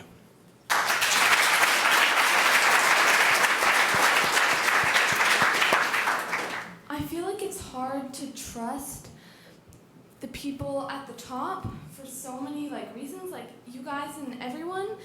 And even when Miss Williams and a bunch of people came to the Little Theater and at lunch and we all were supposed to talk and you said we want us to trust you to tell you everything, but it's when things are told, I feel like nothing happens.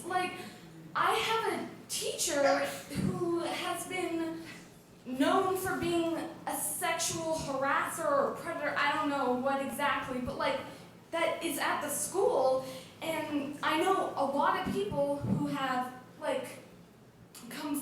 I know last year it was a big issue, and he got taken away, and now he's back, and I don't know why that's happening, and also there's still so many issues at the school with like the gay community getting still like teased, and that's like still there, and I don't know what like to do to move forward. Like, I don't want to be a bystander, and I definitely, if I was before, I'm not anymore.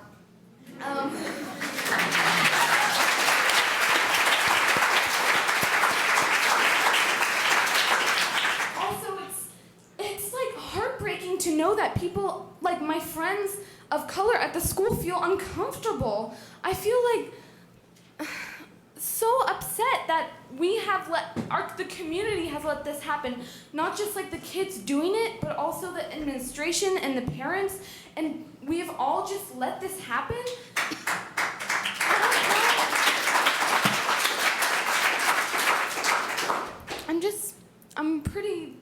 I'm so disappointed, and I don't know I hope you guys are gonna not just leave us with empty words and empty emails with just legal stuff. I really would like to hear what you're gonna do next, and yeah, that's all. Thank you. Trying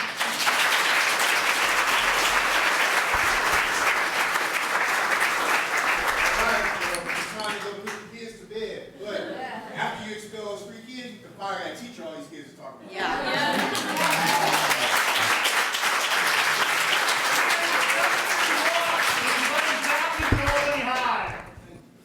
Charlie? Yeah, it is 10:30, and I do notice more people want to speak.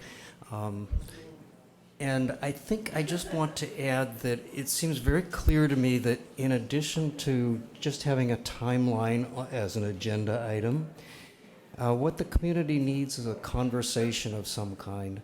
And to the extent to which we can figure out how the school district, the schools, the school board in a public meeting can facilitate or otherwise support that conversation, I hope that could be added as a future agenda item. Accountability.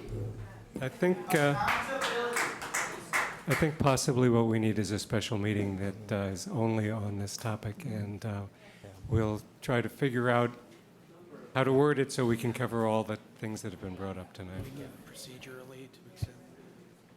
We needed procedurally to extend the meeting an hour ago, but I didn't want to interrupt our speakers. We could do that. Could we extend the meeting so we can hear 3 more people who are standing here? Yes.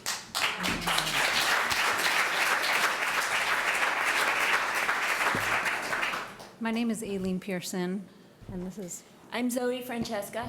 And we decided to come up and speak because we wrote a letter and spoke with the principal about the anti-Semitic activities that had occurred.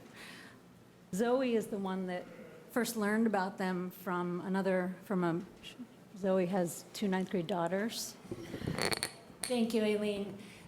We wanted to come up and tell our story really quickly because it's a story of how hard we worked since March 10th. We've worked tirelessly, a group of us, to try to bring certain incidents to light that we found out about. I was in the grocery store on March 10th, ran into another Albany High School 9th grade parent who casually said to me, "Did you hear? A group of boys were suspended yesterday for anti-Semitic incidents." And I said, "No, I didn't hear anything about that." And then I waited a few hours for the email to come out, like all the luring attempt emails, and I didn't see anything. Because to me, an anti-Semitic incident is the same threat as a luring attempt.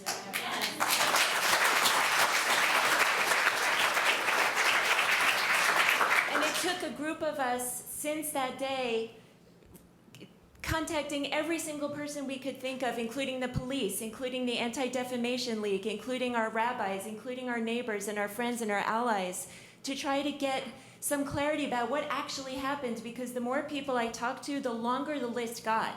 It was the keyboards that said "fuck Jews." It was the swastikas in people's notebooks. It was the Heil Hitler in the hallway. It was more things. And it was my own daughter then telling me, "Oh yeah, Mom, that happens all the time." This boy in my class always says stuff like, Jews have to go back to the Holocaust where they belong. And I said, why didn't you ever tell me this? Because it's the popular boys and it happens all the time. I'm used to it.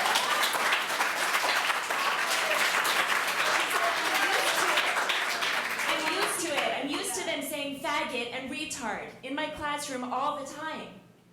And we all hear it, and it goes on every day. So Are popular. It's a pain in the ass because they're getting away with this crap, and I'm so pissed off because these boys are not being held accountable.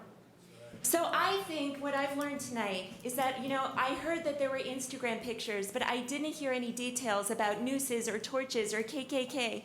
I think that we need to know all the details because it fuels our outrage, and our outrage motivates us to act. We have to know the details. It's important because only when we know the details, what happened when, what exactly happened, not just there were pictures, but what was in those pictures, not the people's names or faces, but what actually happened, because then it fuels outrage, and outrage gets us to act. Thank you.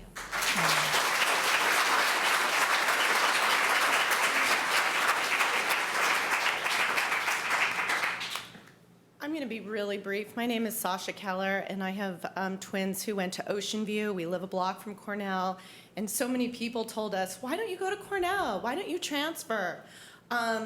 And we loved Ocean View.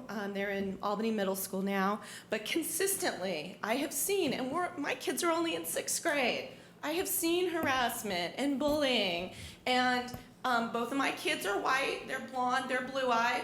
Both of them have been targets of bullying. I don't want to take away from any of the racist and white supremacist Nazi stuff because all of that is real and heavy and more intense than what my kids will be subjected to. But this is happening so early, and we have a culture of hate which we're silencing. So we need accountability. We need transparency. I heard today when I was volunteering at the middle school that there's anti-Semitic, white supremacist stuff that's going on at the middle school. One parent told me that they contacted the administration and it was a one-off. But what happens is these are rumors and we're all trying to find out information from each other. We absolutely need to have transparency and accountability, and we need more than one meeting in the little theater. We need meetings all the time.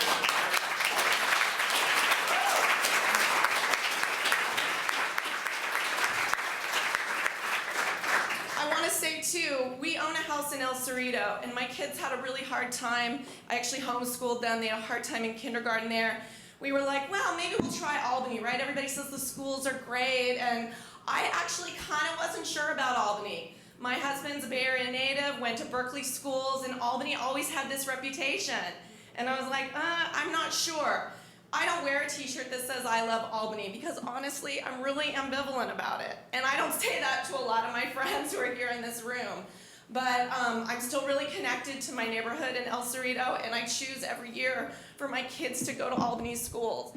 And when I hear what's happening at the high school, I'm freaking terrified. I mean, honestly, I was sexually harassed by a teacher when I was in high school back in 1987. This is happening now still? No, this is not okay. Okay? So anyway, I wasn't going to say all that, but thank you for your time.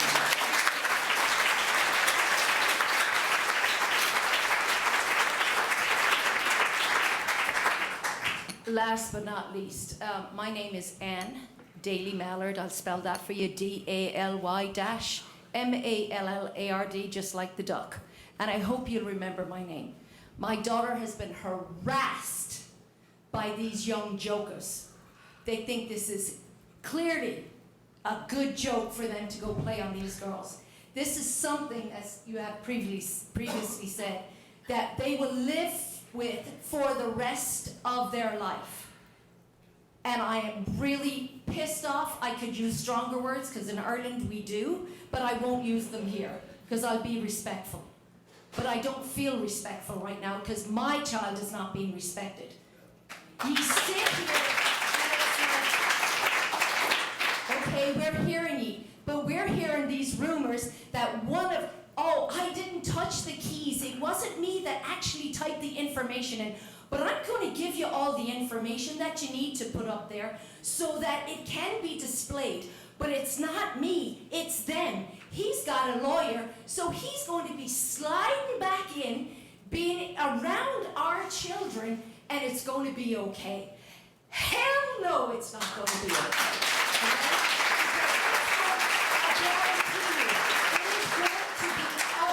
Because we are not giving up. We are going to protect our babies. We gave them to you to protect. I work in Richmond where there's drug dealers. There's a lot of stuff going around at my school. I teach 3rd grade up in there. We've had lockdowns because they're shooting around and we're down on the floor. Okay? But I'm telling you, the respect and dignity that we get from each other in there, it's not perfect, mind you, it's not perfect. But I'm telling you, this stuff that's going on here in this community is absolutely appalling. And I pray that you make the right decision. And some of this stuff, which is rumors, yes, is actually going to be taken care of, and that he will actually be suspended and not come back and be with our girls. So handle your business, do the right thing, and get them out, because we don't want them.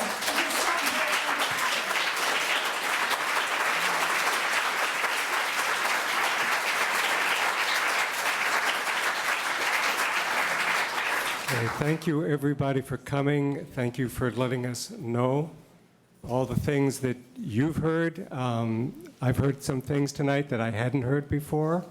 It's very informative, and we will be looking into it, and we will have conversation, and we will be looking at better ways to communicate what we know and what we can tell you. Please watch the district website for the announcement of the meeting. It'll be a special meeting, so it won't be at the regularly scheduled time. And please come. We want a response at the next meeting for the demands that the community is making to you all. I don't want another meeting where it can go for long, but you're not giving us anything substantive. We made demands at that we made demands, and we expect you to answer to all of them. I will personally start recalling and creating a petition on that.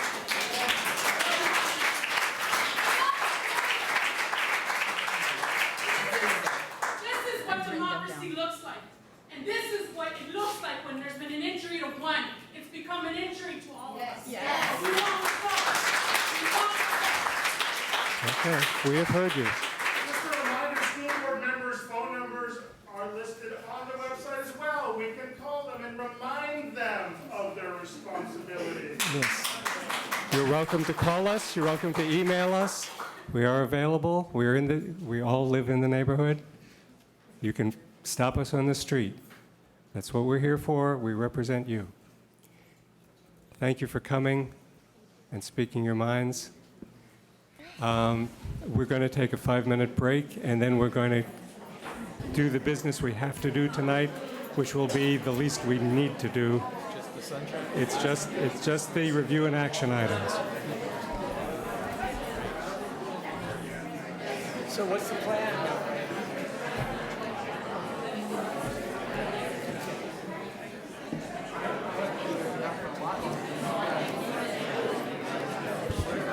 That's our job. Thank you. Yeah, I'm glad you were able to come.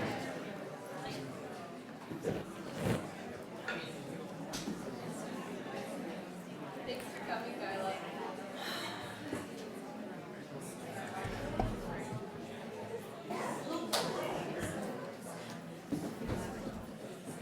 Yes. Trey's last name is Dow. Carol. Get my wish. Yeah. No. I think that's the later.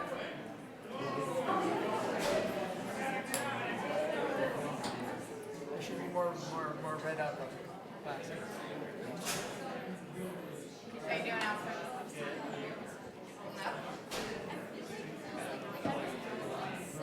I just don't like being attacked.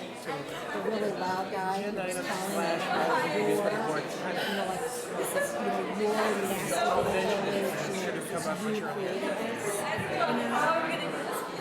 And then as soon as he started talking about the good things about, how great the schools have been for his autistic kid, instead of making it to my kid, everything that was wrong with it was because of me. Everything that was right about it, he was a part of it. That was hard to listen to. Yeah.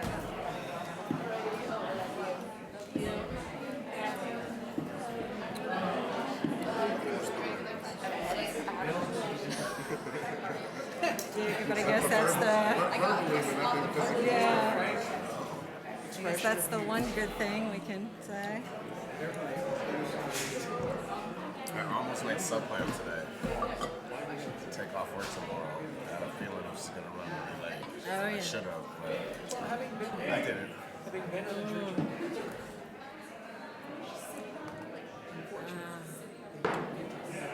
Okay, we're going to continue with the meeting now. If it's okay with the board, we're going to skip all of the items except for the 2 review and action items. We'll bring the others back to the board later. First, we need a motion to continue the meeting past 9:30. I'll motion to continue. I think we need another 10 minutes to finish. Motion to continue for 10 more minutes. Okay. So we need to conduct 2 public hearings, and then, So this is on page 173 of the board packet.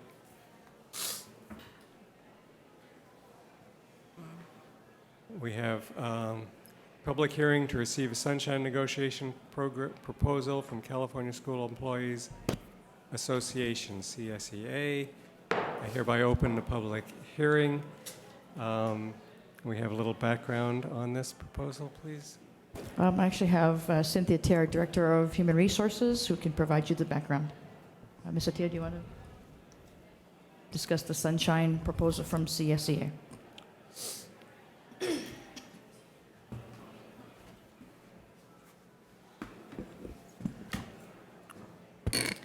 Good evening.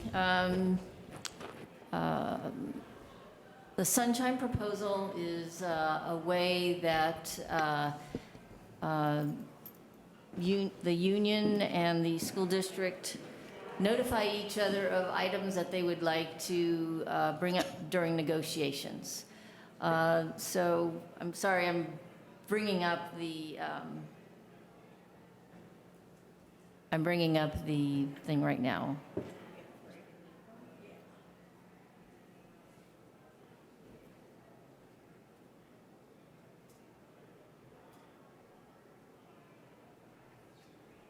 Okay, that's the.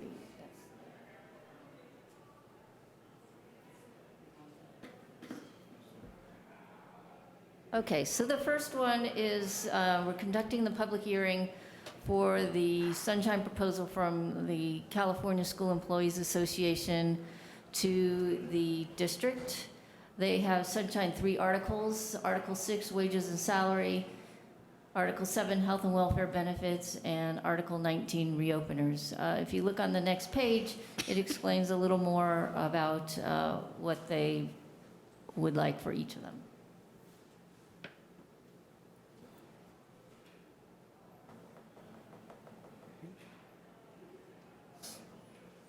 Okay.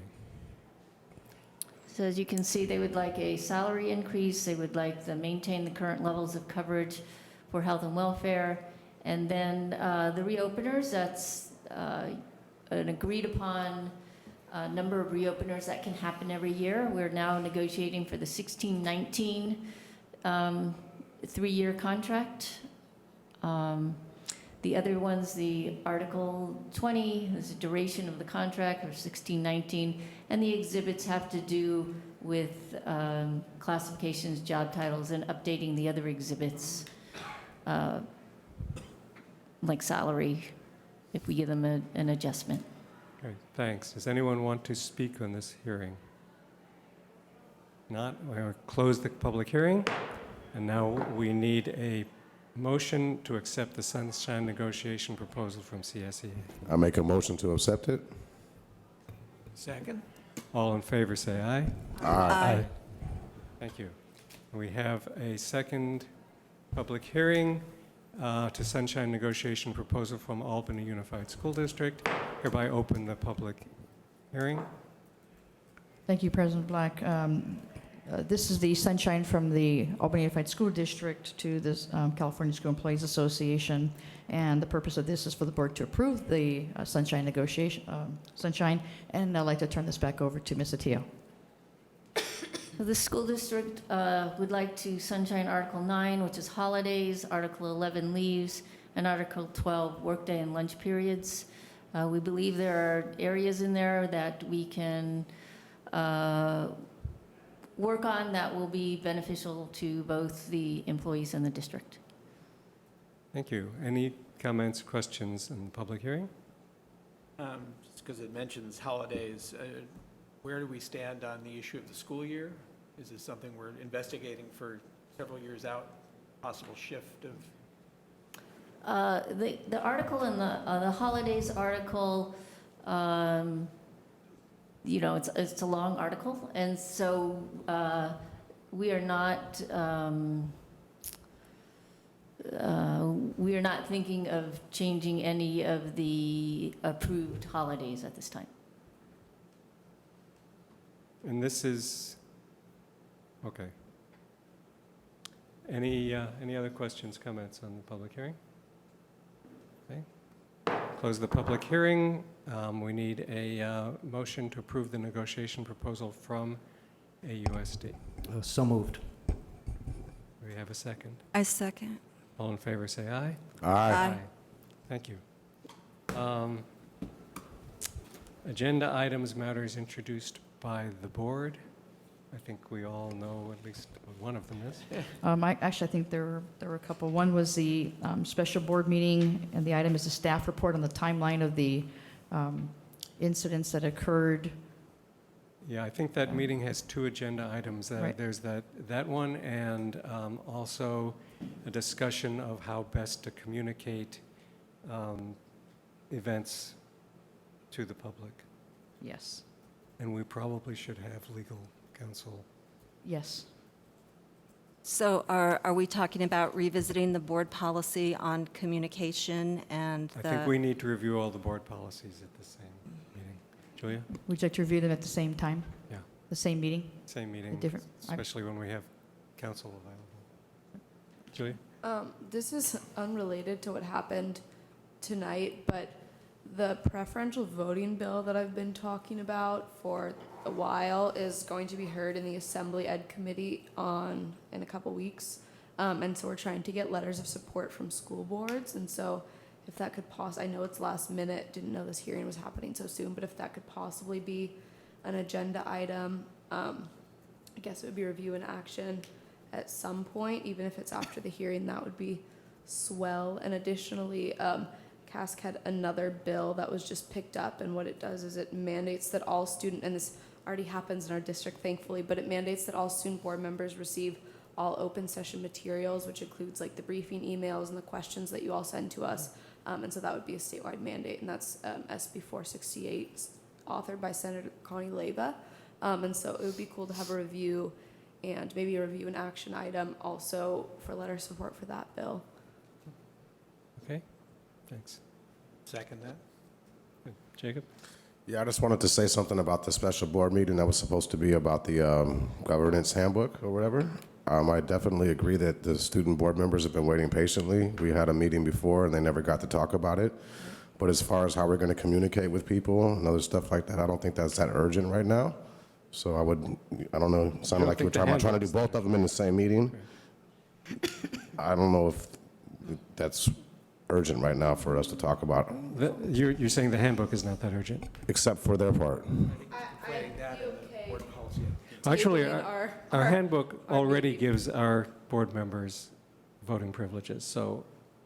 But there was it looked like there was some language that was going to be changed, that was proposed, that was related to them, and they haven't had a chance to speak. You're right. And I'm saying they should go before us. I know, think we have it agendized for the board governance handbook. April 18th. Yes, April. So that's already, that is agendized. It's at a regular meeting. Okay. But so as we far should as be- this other special meeting, that's going That to will be be a before the special- 18th. I don't know that it's scheduled. We haven't scheduled it yet. We need to schedule it. Well, It'll be an extra meeting. Right, well, I suggest that maybe this is more important, You know- to maybe have that take the place of the 18th. April 18th that's the normal meeting, right? You know, I appreciate an extra your meeting? sense of urgency. I will be out of town between April 6th and April 22nd. We have an April 4th And then the board 25th. meeting, And and April we 25th. also have an April 25th board meeting, So, because the week of the 10th is spring break. okay. I'm just a little concerned with the public came here to speak tonight. They want action, and if we're going to talk about the board handbook before we talk to them, Well, I'm not I don't sure. think we are. Is it on the agenda, the April 18th meeting on the handbook? Hang on one second, let me just double check this. You had to hold the date Yes. for April 18th. Whether it's been publicly noticed yet, I don't know. It has not been publicly noticed. It has not been publicly noticed that this was a special board meeting on the governance handbook. We have a hold the date of April 18th, yes. And I'm suggesting that we push the board handbook back Push and it back. address what the public is asking us to do. I understand. I think what you're asking is, instead of having the topic be the governance handbook, that on this April 18th, that this is the special board meeting that we use to discuss Correct. this issue. That's what I'm trying to say. Thank you. So again, I would have to say that I could not attend that, and I would be, I'd rather be here for that meeting. When will you be here, Charlie? I am out of town April 6th through April 22nd. And I scheduled the trip knowing I'd have to call in and just do the board governance handbook meeting by telephone, which seemed doable to me. I don't think I can be much of a contributor if we're having a special meeting such as would follow from tonight's meeting. Okay. I couldn't do that by calling in. I'm a little confused. The 18th should be the regular Board of Ed meeting. No, the regular board meeting is on the 4th. Yeah. And because of, it's because of early? spring break, it is on the 25th. Ah, I see. Okay. Next Tuesday. Yeah, we have to. The next meeting is next Tuesday. We haven't noticed either meeting. We could reverse them. We could have the regular meeting on the on the 18th, and a special meeting on the 25th.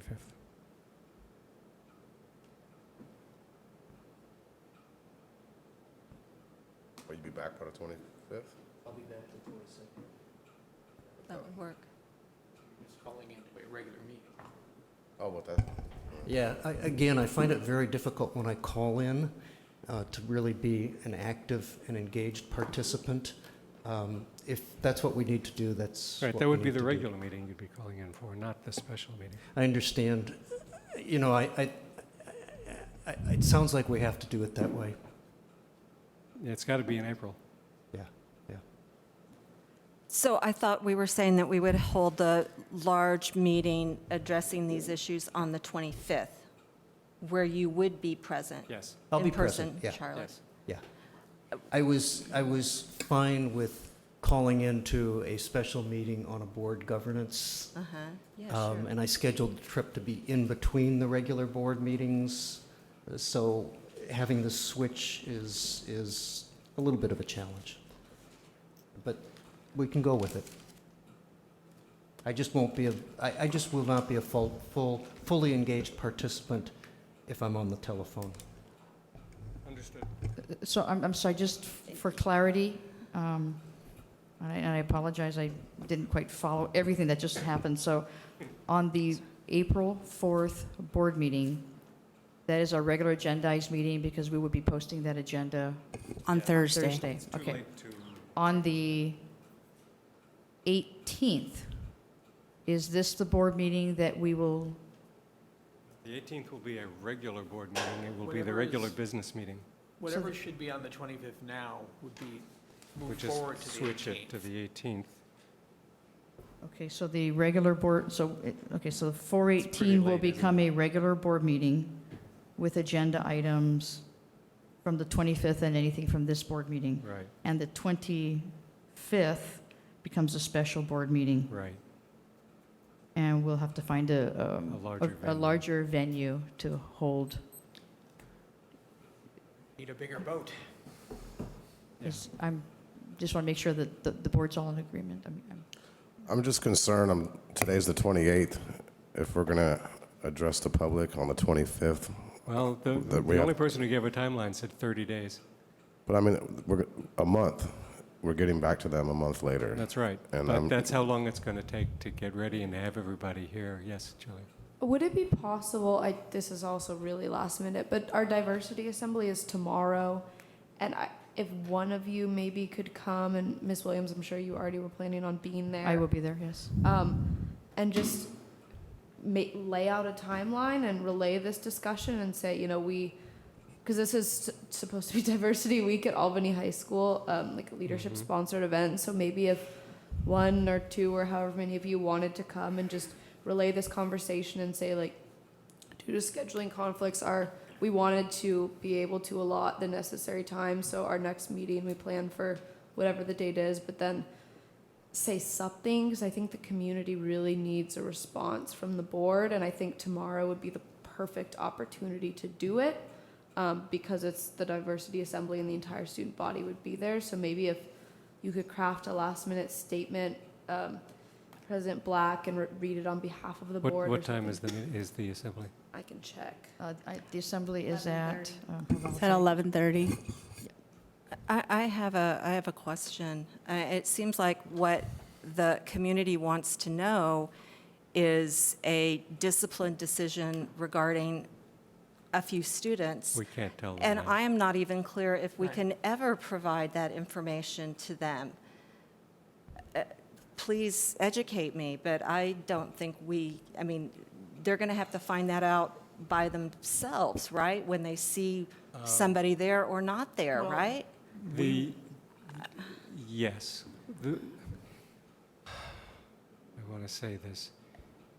We cannot report out names of students. We do report out that the board made a decision.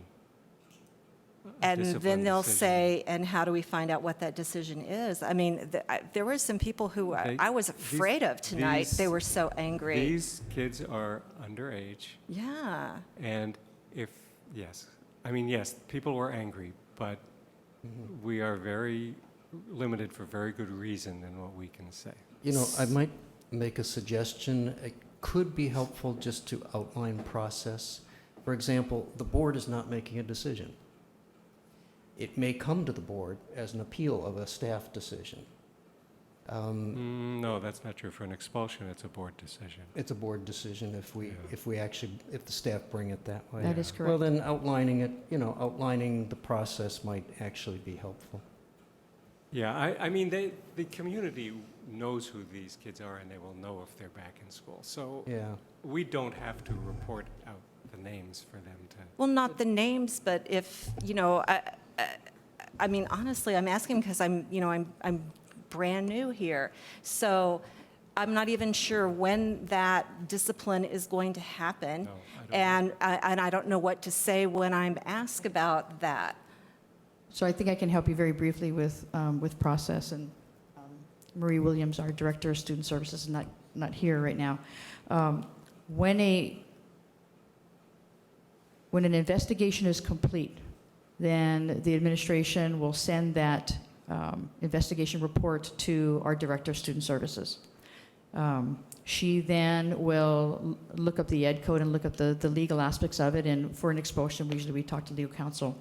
If a student is recommended for expulsion, according to our policy, the board hears, and I'm going to give you different scenarios because I think the public needs to know. If it goes to a hearing, it is the board that hears the hearing, unless the board directs the superintendent to put together a panel, an expulsion panel. The panel cannot be any staff member from the school which that student is attending.